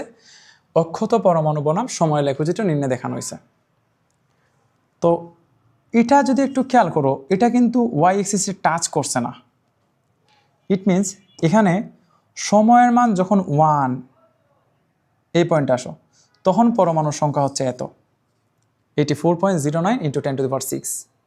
সময়ের মান যখন 4 মিনিট, এটা কিন্তু মিনিট হিসাব করা হচ্ছে, তখন তার পরমাণুর সংখ্যা হচ্ছে এটা। সময়ের মান যখন 6 মিনিট, তখন তার পরমাণুর সংখ্যা হচ্ছে এটা। তাহলে আমাদের বেশ কয়েকটা ডাটা দেওয়া হয়ে গেছে। আচ্ছা, প্রথমটা সারার মৌল, আর পরেরটা হচ্ছে নোভার মৌল। কিন্তু নোভার যে কি জানি তেজস্ক্রিয় মৌলটা, তার যে গ্রাফটা দেওয়া আছে এটা আবার ওয়াই এক্সিসে টাচ করছে। ওয়াই এক্সিসে টাচ করছে মানে টাইমের মান 0, আর টাইমের মান 0 তখন যে পরমাণুর সংখ্যা এটা আসলে n নট নির্দেশ করে। ইট মিনস এটা ঠিকই n নট, কারণ এখানে টাইমের মান 0। কিন্তু এখানে এটা n নট বলা যাবে না, কারণ এটা 1 মিনিট পর এতটা পাওয়া গেছে। দেখো ভালো করে, এটা এখানে টাচ করা নাই, এই গ্রাফটা আসলে এখান থেকে শুরু হয়েছে। আশা করি বুঝছো। এখন প্রশ্নটা হচ্ছে, গ্রাফ থেকে ডাটা ব্যবহার করে নোবার মৌলের ক্ষয় ধ্রুবক নির্ণয় করো। এখান থেকে ক্ষয় ধ্রুবক বের হতে বলছে, ভাই যে কোনো একটা পদার্থ যে কোনো একটা নিয়ে কাজ করলে হয়ে যাবে। চলো এটা নিয়ে কাজ করি। এটা নিয়ে কাজ করলে এখানে টাইমের মান হতো 3 মিনিট। তাহলে যখন টাইমের মান 3 মিনিট, তখন তার n এর মান হচ্ছে 65 × 10⁶। তো আমরা কি জানতাম? n = n not into e⁻⁻ λ × t। তাহলে কোথায় কি লিখবো? একবারে লিখে ফেলি তাইলে, যে ln n/n নট = -λ × t। তাহলে আমরা যদি এখানে ইনফরমেশনগুলো ইনপুট দিই, ln n নটের মান হতো, এই যে n নটের মান হচ্ছে 100 × 10⁶, 100 × 10⁶। n এর মান হতো, আমরা যেহেতু এই পয়েন্টটা নিয়ে কাজ করতেছি, তাহলে n এর মান আসবে 65 × 10⁶।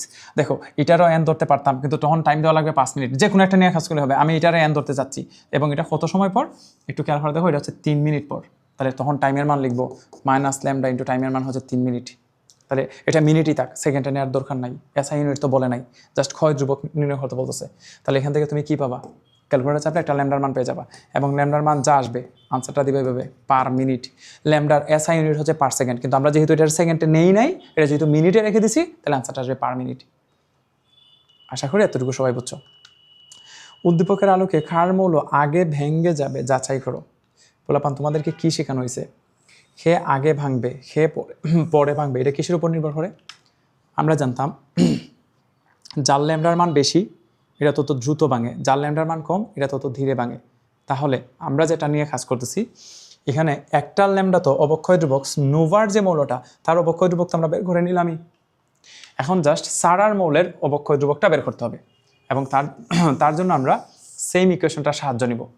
কীভাবে নেওয়া যায়? এখানে আমরা যেটা করতে পারি, এখানে যে ইনফরমেশনগুলো দেওয়া আছে একটু ঝামেলার। এখানে কোনোটা কিন্তু n নট না, ভালো করে খেয়াল করো প্লিজ। এখানে কোনোটা কি n নট?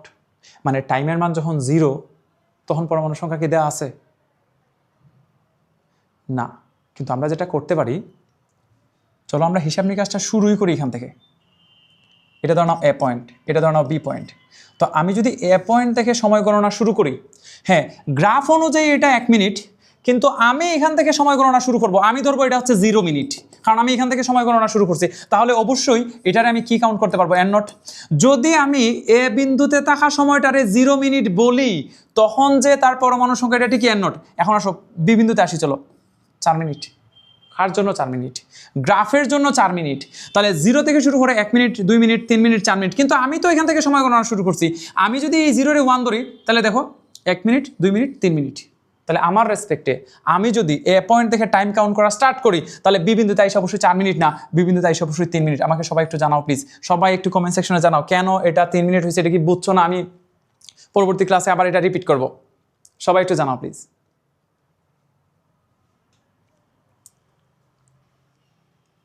এটা মূল বিন্দু, এটা 1, এটা 2, এটা 3, এটা 4। ধরো এটা A বিন্দু, এটা B বিন্দু, এটা C বিন্দু, এটা D বিন্দু, সব ধরনের O বিন্দু থেকে স্টার্ট করা হয়েছে।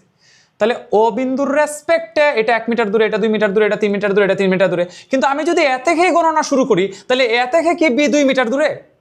A থেকে তো B 1 মিটার দূরেই। তাহলে হিসাবটা হচ্ছে আমি কোথা থেকে শুরু করতেছি, এটা ইম্পর্টেন্ট। তাহলে গ্রাফে যে ইনফরমেশন দেওয়া আছে এই অনুযায়ী তারা মূল বিন্দু থেকে সময় গণনা শুরু করছে। এটা 1 মিনিট, এটা 2 মিনিট, এটা 3 মিনিট, এটা 4 মিনিট। কিন্তু আমি বলতেছি আমি A বিন্দুতে যে পরমাণুর সংখ্যা, এটার এখান থেকে আমি টাইম কাউন্ট করা স্টার্ট করবো, এটা ধরবো আমি 0 মিনিট। তাহলে এখন যদি আমি বিতে যাই, এটার n নট ধরি, তাহলে দেখো 1 মিনিট, 2 মিনিট, 3 মিনিট। তাহলে বিতে আসতে তার 3 মিনিট সময় লাগছে। তাহলে এটা হচ্ছে তার n নট, আর 3 মিনিট পরে এটা নট 4 মিনিট পরে আবার সেম লিখবো n। n এর মান কত লিখবো?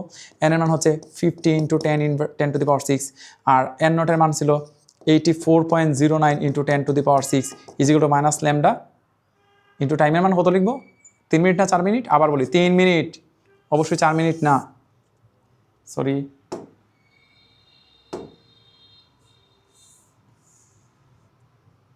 -λ ইন্টু টাইমের মান 3 মিনিট। এই যে দেখো এখান থেকে যদি হিসাব করছিলাম 1 মিনিট 2 মিনিট 3 মিনিট, তাহলে 1 থেকে 4 যেতে 3 মিনিট।